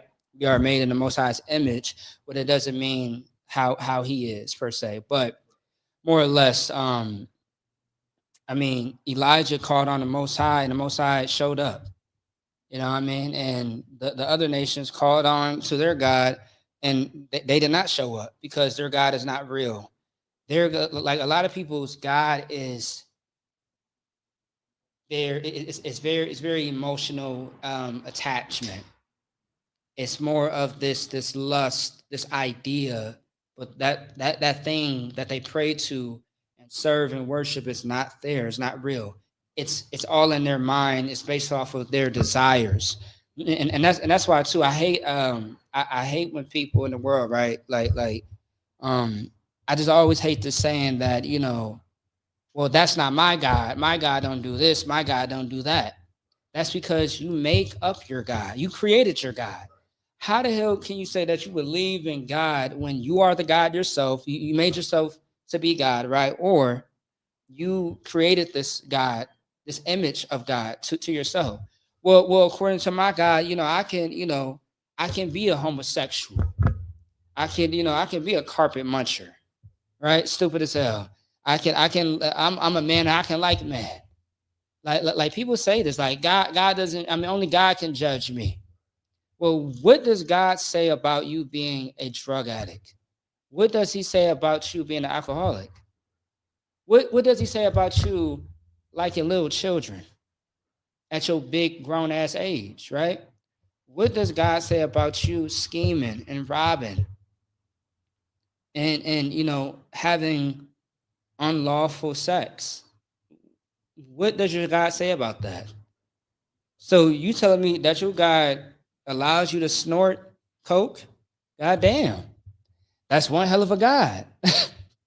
That's one hell of a God. Your God allows you to sleep with white women and you black, and all the history that shows why you should not.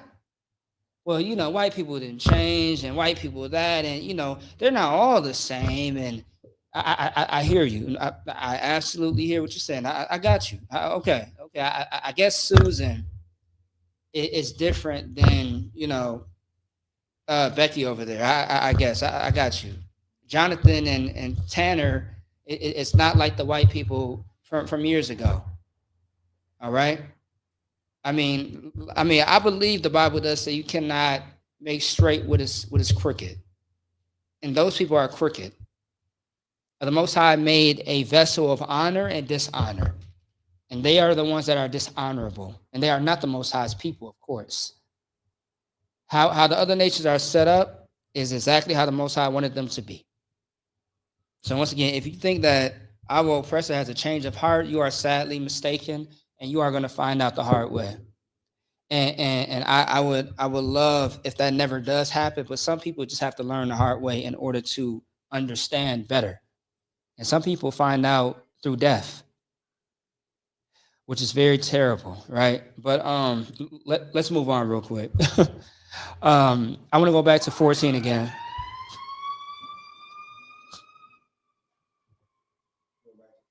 Mm-hmm. Now we exhort you, brethren, warn them that are unruly. Yeah, warn them that are unruly. As soon as you see something that is out of order, that's not within the protocol, the rules of this organization, check it out the door. All right? And that's that. And if they hear you, they would apply it and do better. If they don't, they're just going to run off and maybe create their own Israelite group. Maybe they just going to, you know, leave and just talk shit. And then they're going to find out the hard way. And the Most High is not going to be with them. Keep going. Comfort the feeble-minded. Once again, we have a responsibility, man. Like there are many rules and many things that comes with being a authority figure, of being a brother, being a sister.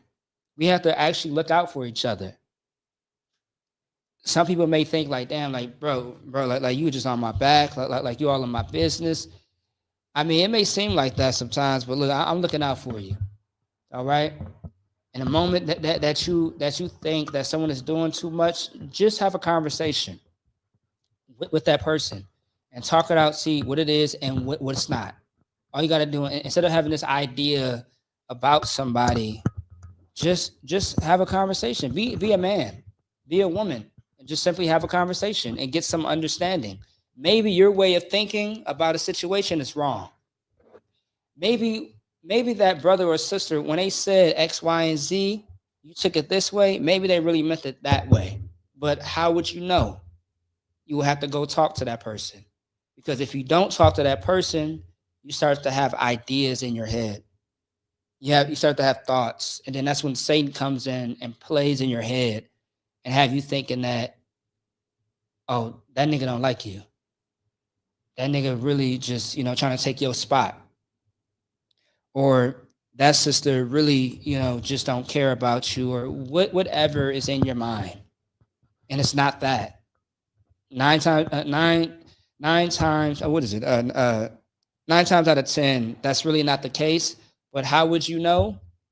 Is when you talk to that person.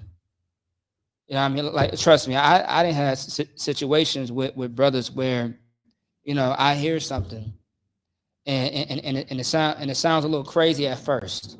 So I go talk to that brother and ask him like, hey, what did you mean when you said that? You know what I mean? And that's it. Don't go to a brother like, hey, nigga, what the fuck was you talking about?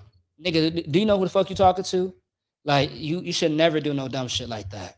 All right, don't roll up on somebody all aggressive and shit and mad and upset. Like that's a demon. All right, that's a goddamn demon. Do not do that to anybody ever. As a brother or sister, don't ever do no dumb shit like that. That's undisciplined. Okay, and that's weak. All right, you have a demon on you if you do shit like that. If you think something is wrong or you feel offended in some type of way, you go to him and him alone. Don't go to the internet like some goddamn child. All right, like some goddamn undisciplined woman. Don't go to the internet. The Bible says to go to him and him alone, not to everybody on the internet alone. And honestly, it's public now. It's supposed to be in private, based on what the Bible says. So, yeah, man, like that's what you have to do.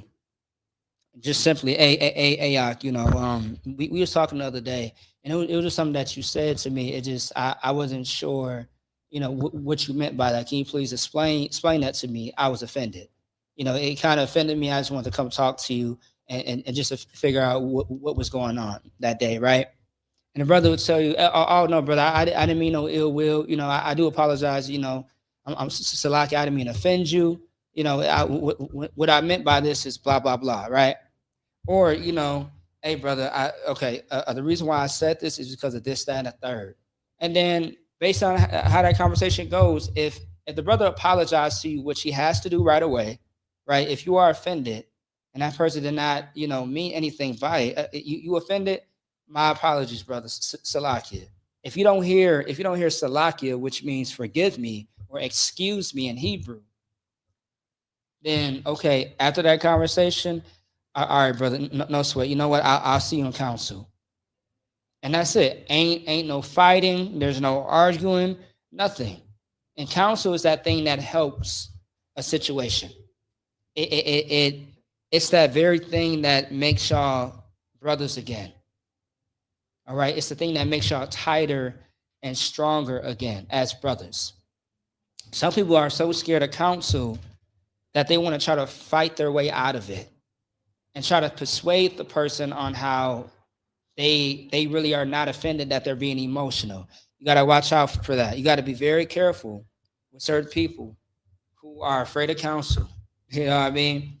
And that's a demon in itself. If a brother tells you that they are offended and you try to persuade them to not think that they really are offended and that they are emotional, that's a demon, and you're still going to counsel. If that ever comes up, still take them to counsel. If they can't apologize and explain why they said what they said, take them to counsel. That's it. Just do what the Bible says. Don't feel no type of way. Do not be scared to approach a brother. Like, for example, right? we have ranks in the ISUPK. You have generals. Okay, I'll start from the bottom. A trooper doesn't have rank per se. Their job and duty is to learn. All right, a student, a young man, a trooper, it's pretty much all the same thing, right? Their job is to learn and to study, nothing else. When you become an officer, your job is to sit in this seat. You can teach, you can do more. You know, you have offices, right? Now you have officer of 50s, 500s, 1,000, and a 5,000, right? So I'm just gonna, and then you have the captains. You have 2 ranks of captains, and then a general. I believe you have like 3 ranks.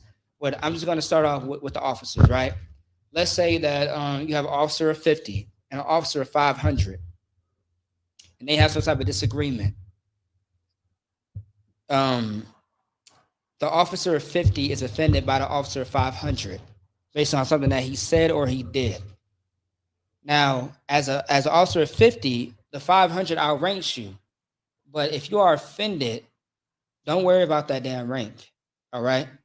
Because a offense is a offense at the end of the day, okay? And we all deserve honor amongst each other, not dishonor. So if you are offended, right, that 50 should go to that 500 and be like, Salakia, sir.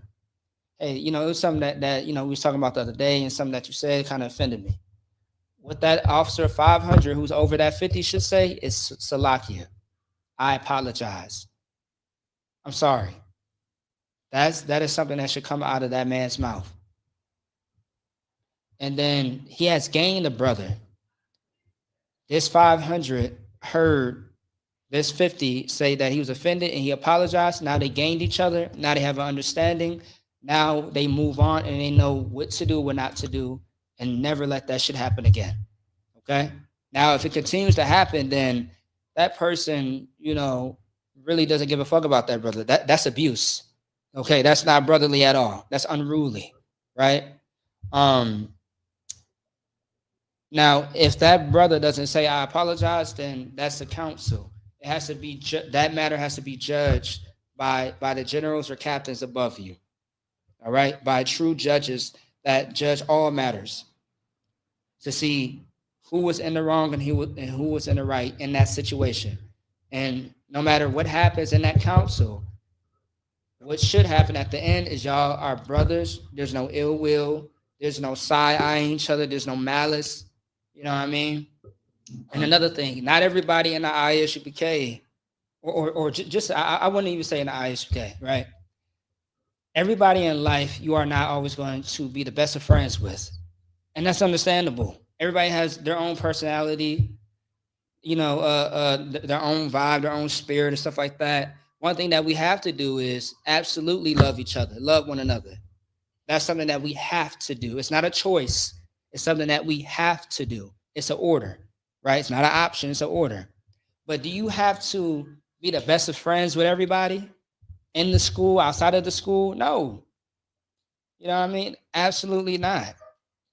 Now, and once again, there are going to be people in your life that are going to make it hard to be around. Okay? Like, for example, like, you know, a lot of us in the ISUPK, we absolutely love our family that are not in here. And we deal with them all the time, sometimes, right? it all depends what they got going on. Because you got to be careful with people in the world. Because sometimes they got so much going on to the point where next thing you know, bullets is flying through the house. There's fights breaking out. You know, it's just all types of madness going on. Because they are in the world, they don't serve God like you do. Now, everybody's not going to be your best friend, and don't plan on it.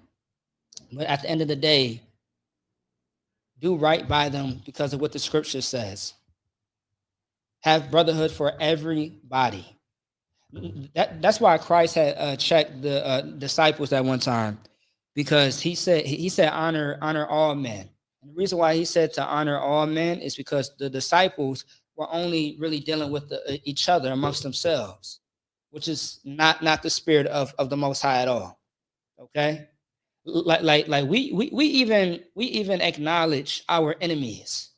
Like our enemies is the oppressor of the white race, all these other nations, we still say shalom and say hi. I mean, you go to work, you work a 9 to 5, right? Just because they are your enemies doesn't mean that you gotta unalive them, that you gotta, beat their ass every chance you see or you get. Like ain't no wrong with being cordial. Now, however, as far as the other nations, you don't have to love them, all right? Because they don't love your ass anyway. Those are not your people. All your love should go to your own people. But however, still be cordial.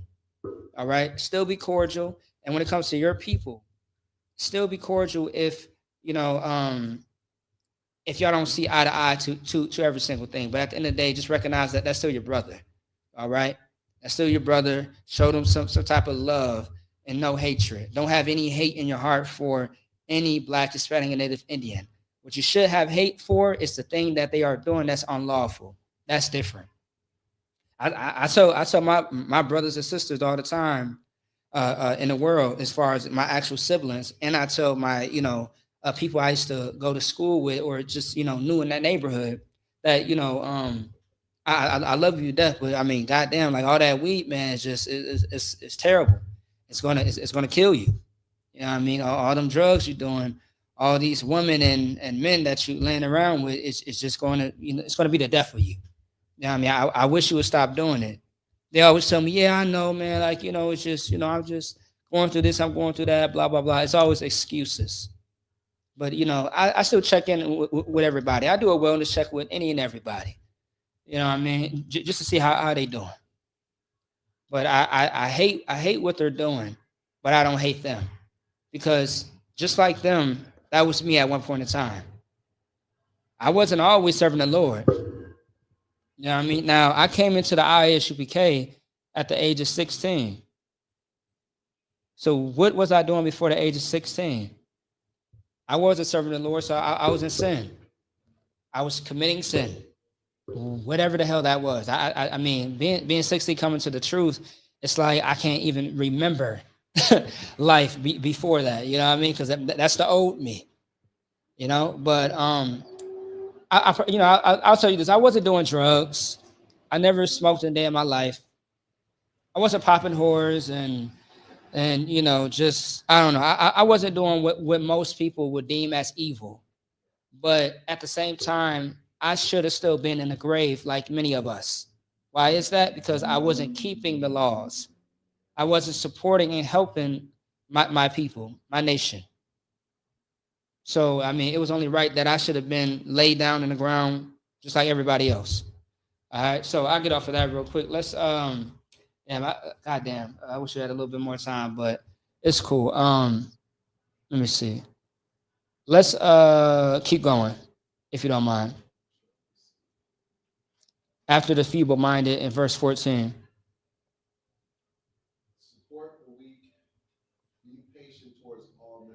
Right, be patient towards all men. And that's something that you're going to have as a brother. As a brother and a sister, as a brother, right? You are going to have patience with men and women, with everybody. Because mistakes is going to happen and offenses are going to happen. It's very likely. And with all your training that you are learning as a student, as someone sitting in that seat, someone learning, watching online, your training is how to be a brother, how to be a sister, because there are going to be situations and scenarios where you are going to have to apply it and use it, okay? You're going to have to apply and use it when that time comes. And things are going to get testy. You are going to be tempted. You are going to be tried. And your patience is going to have to kick in your training as well. Because otherwise, what are you doing here? You've been watching class for all of these years. You've been coming to class physically all these years, all this time. And when something comes up, now you just lost all discipline. You lost all patience. Now you a nothing ass nigga. Get the F away from me. You know what I mean? You ain't my brother. You just a nigga. Like, goddamn. I mean, yes, we are niggas, but I mean, goddamn, you treated me like you a damn white man at this point. And you got to be very careful, man. Like I'll give you a great example. Then I'm gonna close it out in a second, right? I've literally seen fake Israelite groups, like for example, right? Being in the ISUPK, we talk to the community. We talk to brothers and sisters that are not inside of the school, this organization. And anytime that we're passing out business cards, flyers, just going to events, which we do a lot of. People always ask us this question that just I hope soon enough that they stop asking. Are you the purple cats? Please stop asking us that question. We are not the ones that are. We are not the ones in purple. Do you see purple? I don't see purple. I might gotta look in my pocket. I don't know. I don't see purple, and we are not those candy cane dudes on Emerson. If they're still there, I don't know if they are. Right? You know what I'm talking about? The candy cane dudes. ICCJC. No, not new at all. They were around for a very long time until their leader died in prison. And he was in prison because he embezzled, I think, $5.6 million just recently. During COVID-19, they locked him up. So about like 3 years ago, and he died in prison. Yeah. He died in prison. So, yep. So yeah, he got sick, and that was the Lord's judgment. And the thing is, the feds knew that he embezzled that money for many years. It's just they pick and choose when they really want to come get you. You know what I mean? So, and understand that when the feds do come and get you, they have something on you. You know what I mean? They have a high conviction rate. I think it's 90% 95, 98, which is very high as hell. You know what I mean? It's very rare that they come and get you and they're like, oh, you know what? Sorry, we made a mistake. As far as the police can, it's kind of a 50-50 chance. When they come get you, they can be wrong in a lot of cases. But, a lot of people ask us like, are you the guys in purple? No. And once we say no, they be like, oh, thank God. And I'm like, what's going on? They like, well, them brothers are very kind of rude, kind of brutish. The way that they talk to us and blah, blah, blah. And these are people in the world telling us that. And, how we approach brothers and sisters is with kindness. Now, of course, we are rude in speech, but not in knowledge. Absolutely. We definitely yell and scream on the street corners and call the white man the devil that the Bible speaks of. We tell brothers and sisters that they are going to die if they don't change their lives. We tell our people that it's time to come out of the church and that your pork chop eating pastor has been lying to you all your life. That's something that we do say, but we don't scare the people off. I mean, we are letting the people know, like, what it is. We are being truthful, but we ain't, treating our people like the goddamn oppressor. And that's what these other groups are doing. And that's all we hear every time we're on the streets. You know what I mean? But that's not the case for us. And once again, if you don't believe what I'm saying, just see for yourself in your own city, these other Israelite groups that you meet, just see how they, how their delivery is to our people. Okay. Just see for yourself. You ain't got to hear it out of my mouth. All right. So, yeah, I'm sorry. Did you have any other questions besides that? No. Okay. But yeah, everything that you brought out was pretty, pretty solid. You know what I mean? And I do appreciate anytime you have any input. It's always a good conversation. It was something else that I wanted to just say real quick, and then we're going to end it right there. Let me see. Yeah, once again, you got to be patient towards all men. All right. And understand that it says all men. It doesn't say just to the brothers and sisters that you deal with. That means everybody. Honor all men, have patience with everybody. Okay, because once again, things get a little weird, and you are going to have the patience in order to help that brother or that sister. And that's what this nation needs. All right. The other nations don't have patience with us. That's why we are getting shot down in the streets without hesitation. I think about the story about that white woman a couple of years ago, how she went into a police station with a gun, and it's on video, with a gun. And these cops are afraid for their lives. And it shows in this very 4K video. but they are trying to comply with her. They're trying everything to help this white woman and trying to make sure that, you know, she doesn't harm anybody. If that was a Negro inside of that police station with a gun, there's no patience. There's no, hey, sir, it's okay, just calm down, put the gun down. This ain't law and order. This is real life. Your ass is going to get shot in the head. They are going to empty the entire gun on you because you are a nigga. You are less than them. And the audacity in their mind, how dare you try to harm me and take my life? Go ahead. Mm-hmm. How based off of the characters that is portrayed on television. So basically, big corporations portray black people. Right. To a certain like to the point that it got where black people portray themselves. You know, they get this acting gig to and play a role to then be shot on film or be looked at as the enemy, or even in a good light, they just play a gay character role. You said what character role? Play a gay character. Oh, gay character role. Okay. Right.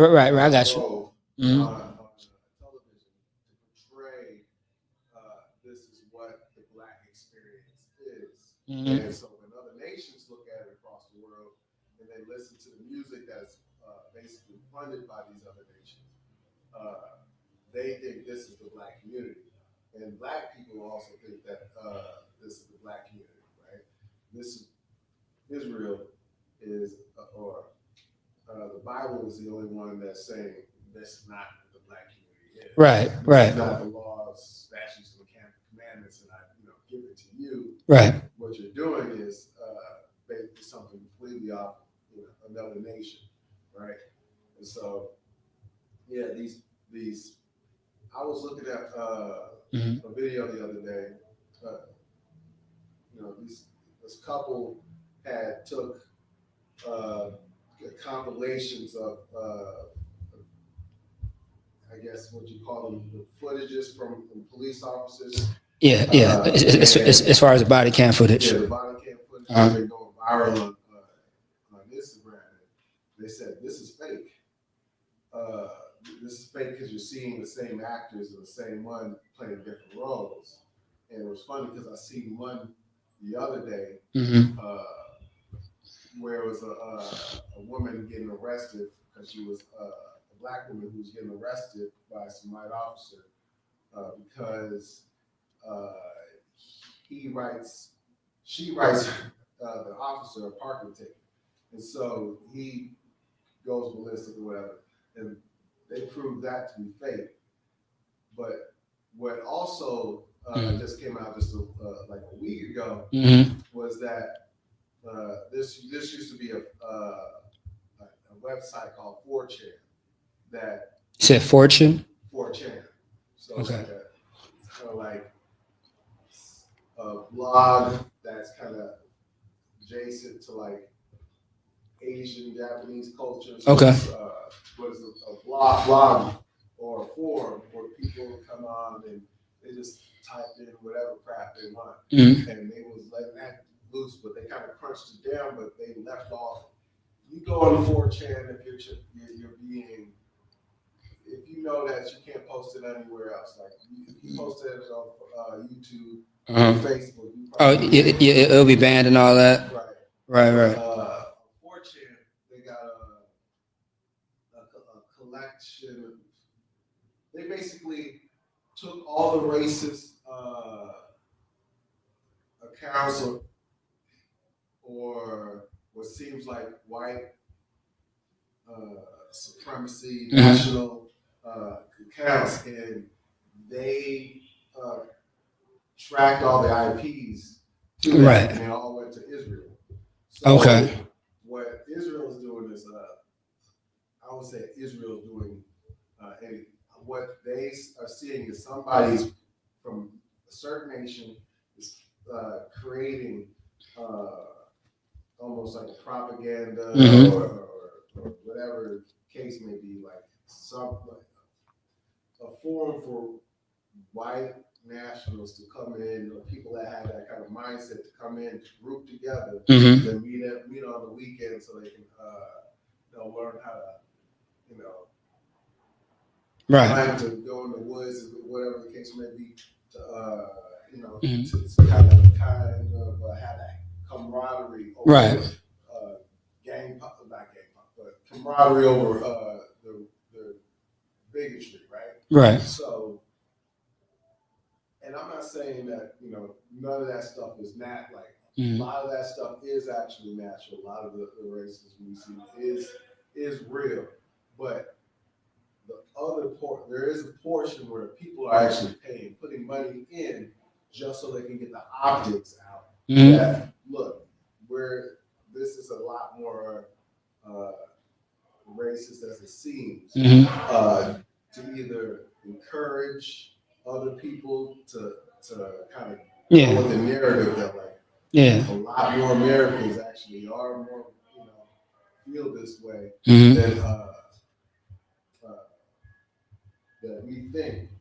And So yeah, so if I could, so you're saying that, so okay, so are you pretty much saying that there are things in place to paint this picture to show that you know the narrative of how Black, Hispanic, Native Indian people are to the world, to the media, things of that sort. In a nutshell, is that pretty much what you're saying? in a nutshell, and Yeah. also that people are paying for the narrative of chaos. Yeah, of course. Yeah. And all that because Uh-huh. division also makes money.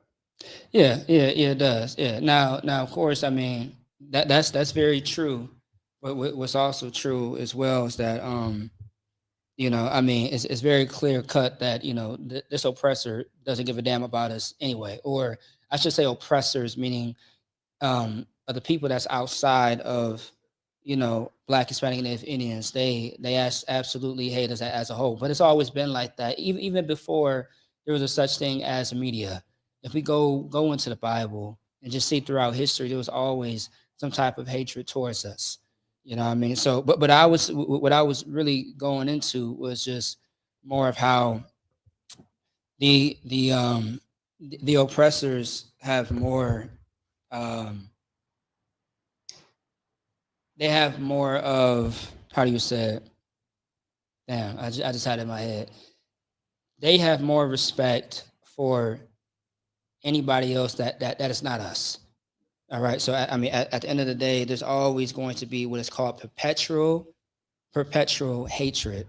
That hatred that never dies, that never goes away. It's an everlasting thing. It's forever. Go ahead. Yeah, I was gonna say you always want to raise your hand. Salaki. You got go ahead. When I see how Russia Mhm. Russia has a whole different campaign in their propaganda than Americans. Mhm. And when you look at old classic cartoons from America, Mhm. it is just I don't know if I should be saying this, but it's hateful towards blacks. Yeah. More than ever, right? Right. Not more than ever, but it's just been ingrained in them to the point that they don't have to put it out like they used to. Mhm. They'll just put it in the story, and you know the black guy dies early in the movie. Back in the '90s, Mhm. we heard how the black guy always dies at the beginning of the scary movie. Right. Right. Yeah. Black alien. Yeah. Black predator. Right. Whatever it may be. Yeah. Right. But when it comes down to Russia relies heavily on Africa's economics. They rely heavily on like the Muslims' economics. A lot of the places where the United States has integrated themselves in and caused all these wars in the Middle East, Mhm. Russia already had these relationships where it's like the United States is trying to destabilize that. And of course, China is also reliant on that as well. Yeah. So even where the Chinese are coming in with U.S. dollars to purchase land in Africa, the Russians will come in and say, You know, I see you getting oppressed by the Chinese Mhm. and the Chinese and the Americans. Mhm. We'll give you guns so you can be able to fight your wars and whatever. Yeah. It might be. Even though they have a friendship with the Chinese, Mhm. they it's these proxy wars. Right. Yeah. Yeah. They hate us, but the way that they go about hating us, I mean, would I ever trust anything that's going on with Russia, or because they put out good propaganda? Right. Like you can see how the Russians treat the Mongols. Right. The Mongols are real closely related to the Chinese. But, Yeah. They still treat them like cannon fodder, even in the Ukrainian war. So it's good to see like a lot of the stuff is motivated by money. So. Of course it is. Yeah. Okay, America is a business, China is a business, Russia, all these places are absolutely just business. And like you said, it's about that money. It's about that money. It's about control. And all of that applies. Absolutely. So yeah, no, you're right about that. I agree. And also too, as far as war, we have to make sure that we don't forget, based on what you just said, all these people have alliances with each other. It may look one way to some people who are not really paying attention or who doesn't know better, I'll say. But for sure, all these people are connected in some way, somehow. They definitely have some type of business with each other. And it's very obvious. A lot of times it comes out just last month, some of the secret conversations and private meetings just got exposed and leaked. A lot of radio stations have been covering it. There's been a lot of articles about it. Even with Trump can never have anybody in his circle who is not sloppy. It always happens.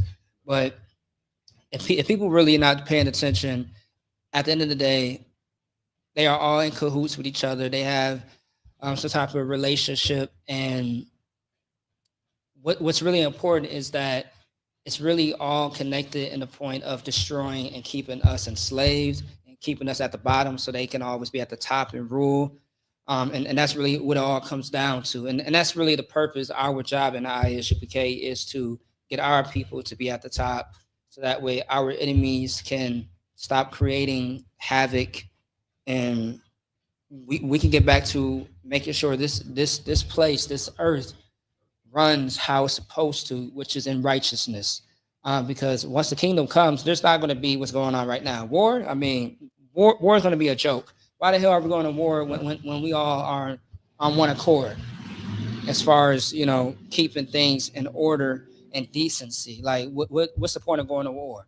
It doesn't make sense. Like when Yahweh Shai reigns on this earth with that 144,000 men, that army, what the hell are we going to war about? It's really a joke. It just doesn't make sense. And everybody else, like all the other nations, are going to be in their own place again. Like for example, right? As far as Israelites, we are not in our true rightful place. Our place has been invaded for such a long time. Israel, Jerusalem, is not our home no more. It hasn't been for a very long time because somebody else moved in. And those people that moved in, they're not in their actual home right now either. They may be in the Middle East, right? But that's not their home as far as where they are right now. Palestinians, that's not their damn home. When we do the history of that, just back in, I believe in the 40s, they invaded that place and been over there. The so-called Jewish white man, it's the same thing. But more of the story is, at the end of the day, if Black and Hispanic and Native Indians do not get themselves together, this thing will never change. It will continue to be how it is right now. This will be our everyday life. With, you got a father who just lost his 18-year-old son, and he decided to take matters to his own hands and unalive a officer. I'm gonna touch on that later because we are over the time. You got a white woman who's screaming and yelling racial slurs to a 5-year-old Black autistic child who was unaware of what the hell is really going on and why this is being done to him. 5 years old, this child can't even grow up without being called a racial slur because I guess he wasn't sharing something at the park with this white devil child. You know what I mean? And shout out to that brother. That brother was Mexican Hispanic, La Raza, right? That brother stuck up for that black child that he sees all the time at that park, barely knows his child or the parent, but that child is always there. And he had the guts, the courage and love for that black child to stand up for him and stand against that white woman. And that's absolutely beautiful. But mind you, everybody in Minnesota, everybody and their mama who supported this white woman inside Minnesota and outside gave this white dog $700,000 effing dollars in 5 days for her safety. But where is the safety of this 5-year-old black autistic child? Still, yeah, you got to go ahead. That to me seems like there's reality and something fishy about that, right? It's very fishy, but at the same time, it's very simple as well. Go ahead. To me, I believe that event, Mm-hmm. it can be fabricated, but it can be also real. I'm not going to judge any of that stuff, or not even going to question all that. What Okay. I'm questioning is the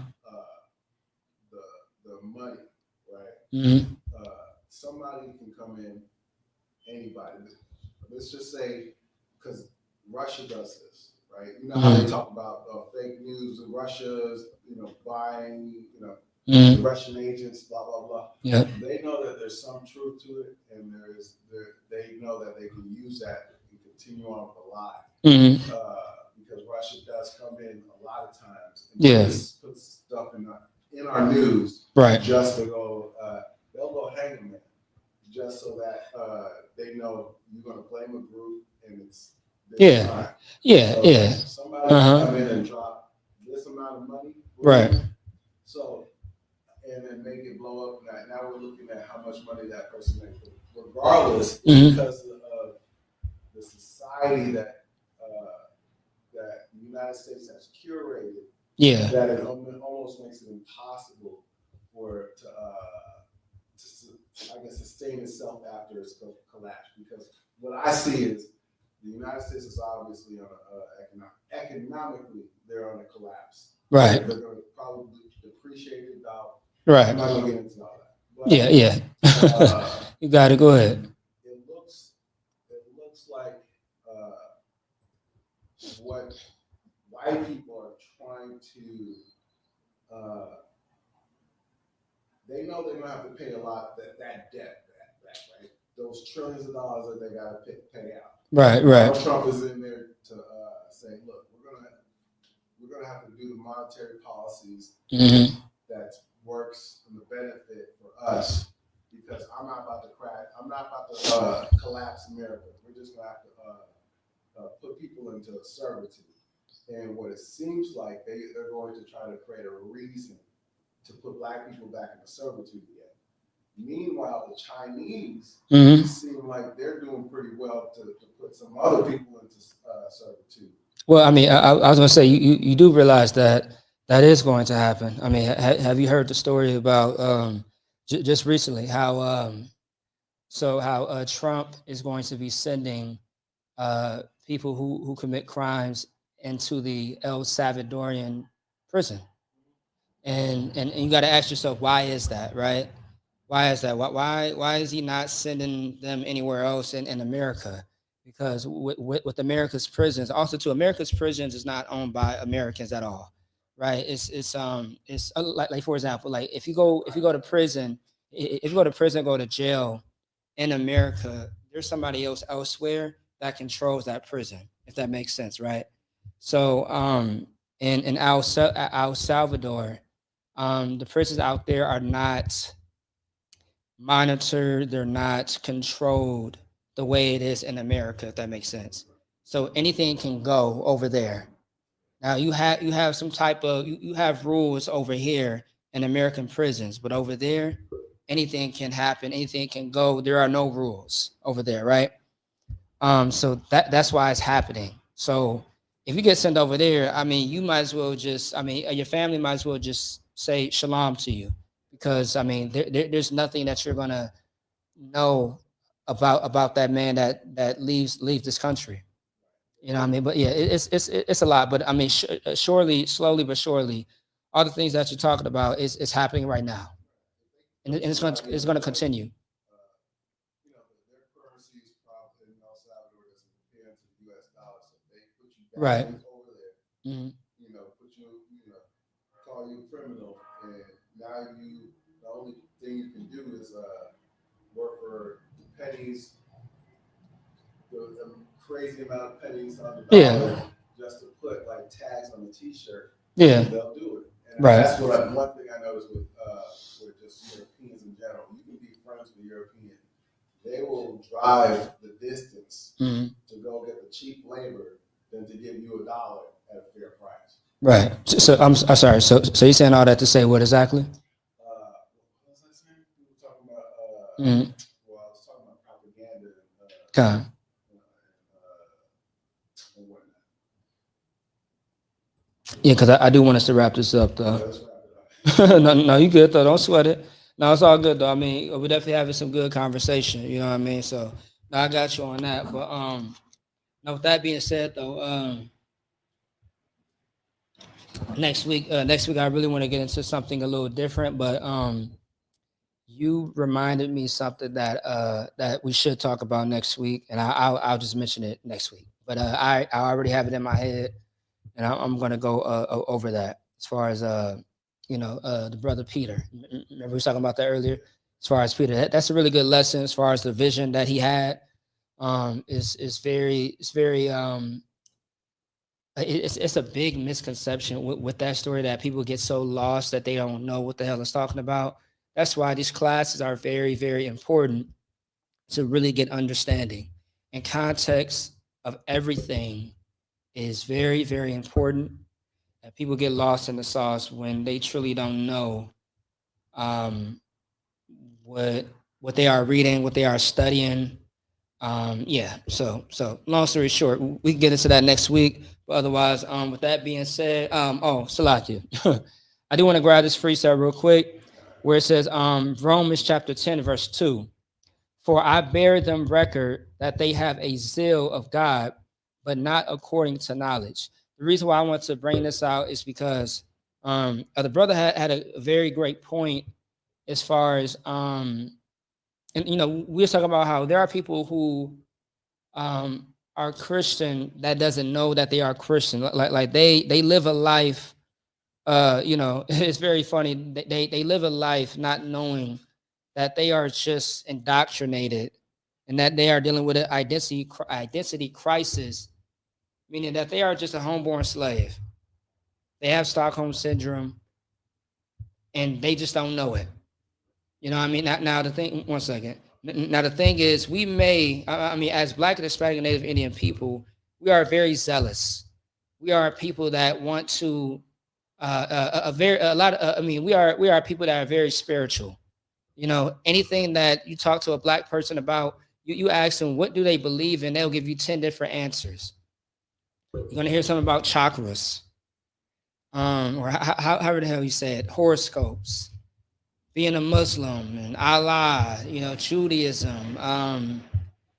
You ask somebody, what are you? Oh, I'm just human. Like I didn't know human was a race, unless you're talking about human race or something like that. But still, you are going to get different answers. But we do have a zeal for let me see.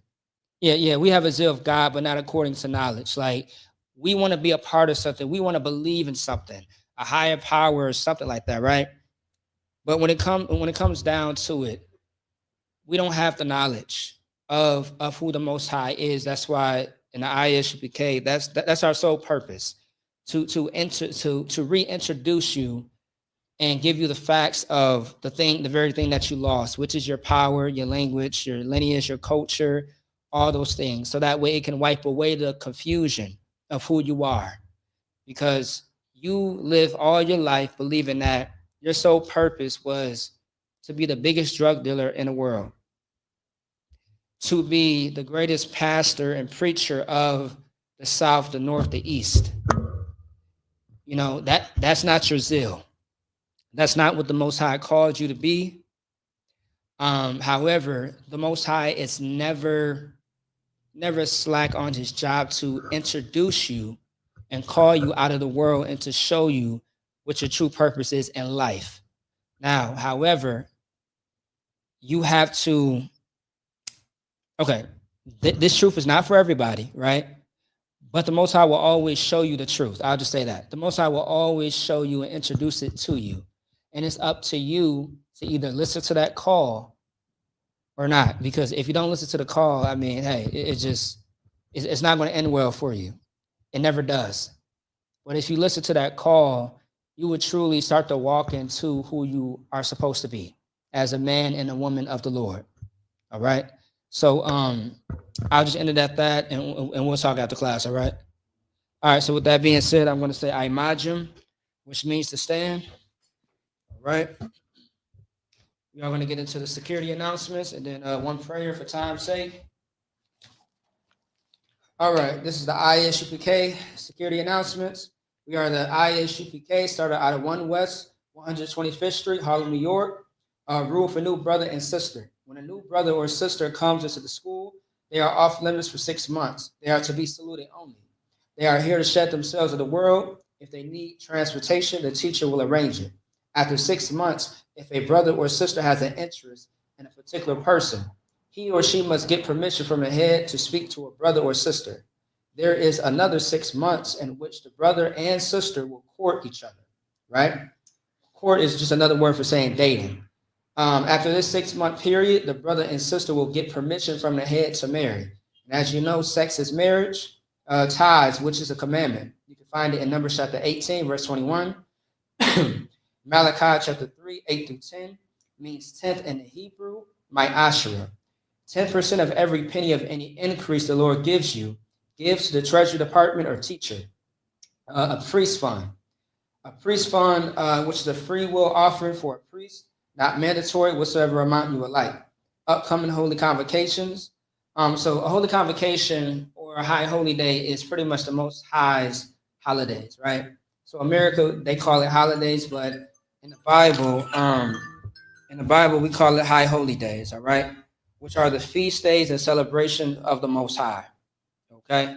And you can find that in Leviticus, the 23rd chapter. There's about 9 of them, okay?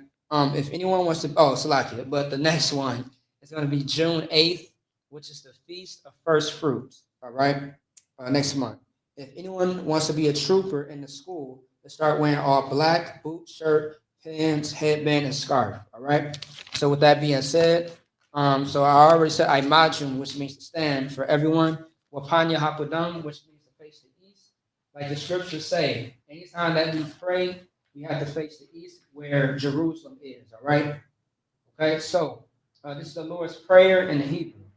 Abanawa, Shabbat Shemayim, Kodash, Hayah, Shukah, Yahweh, Malakwaka, Taba'ah, Ratazaka, Hayah, Aisha, Ba'arataza, Kuwa, Hayah, Bashemayim, Nathalanawa, Lakam, Kol, Yawam,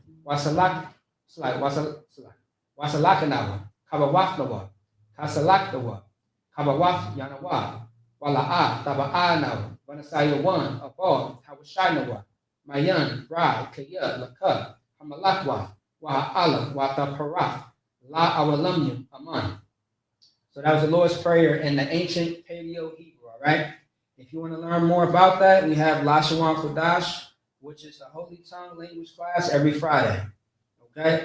In the English, Our Father, which art in heaven, hallowed be thy name.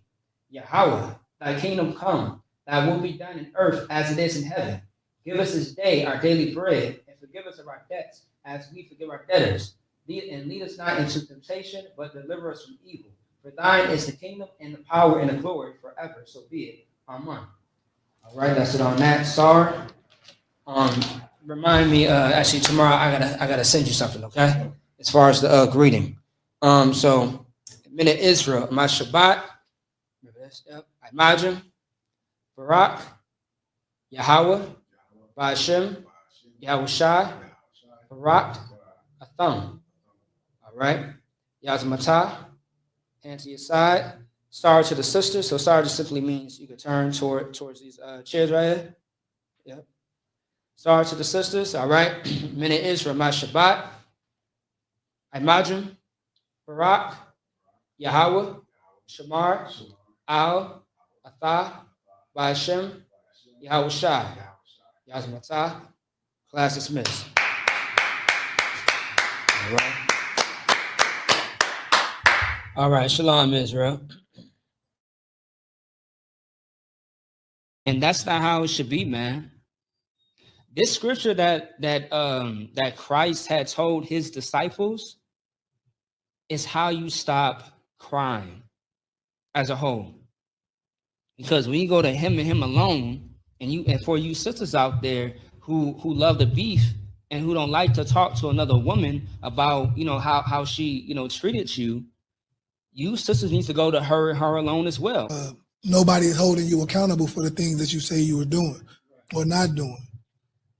You know, there's no, like the scriptures say, everything should be done in decency and in order. That's right. There's no order and decency with you going on the internet and running in the streets with no guidance, without being sent, without being anointed by the man of the Lord, by being sent by a man of God out there on them streets. You must be sent. When you hear us say salute, Shalom, Yahweh Shem Shabbat, right? That is Hebrew. Okay? Shalom, Shalom, that is not Hebrew. I don't know where you learned that from. Most likely from Esau, from the Jewish. On the street corners. And we ain't selling dope, but we are teaching you how to keep the law, statutes, and commandments. We are teaching you how to not be a drug addict and a drug dealer. Right. How to keep you out of prison. How to not make you a target for Esau to use.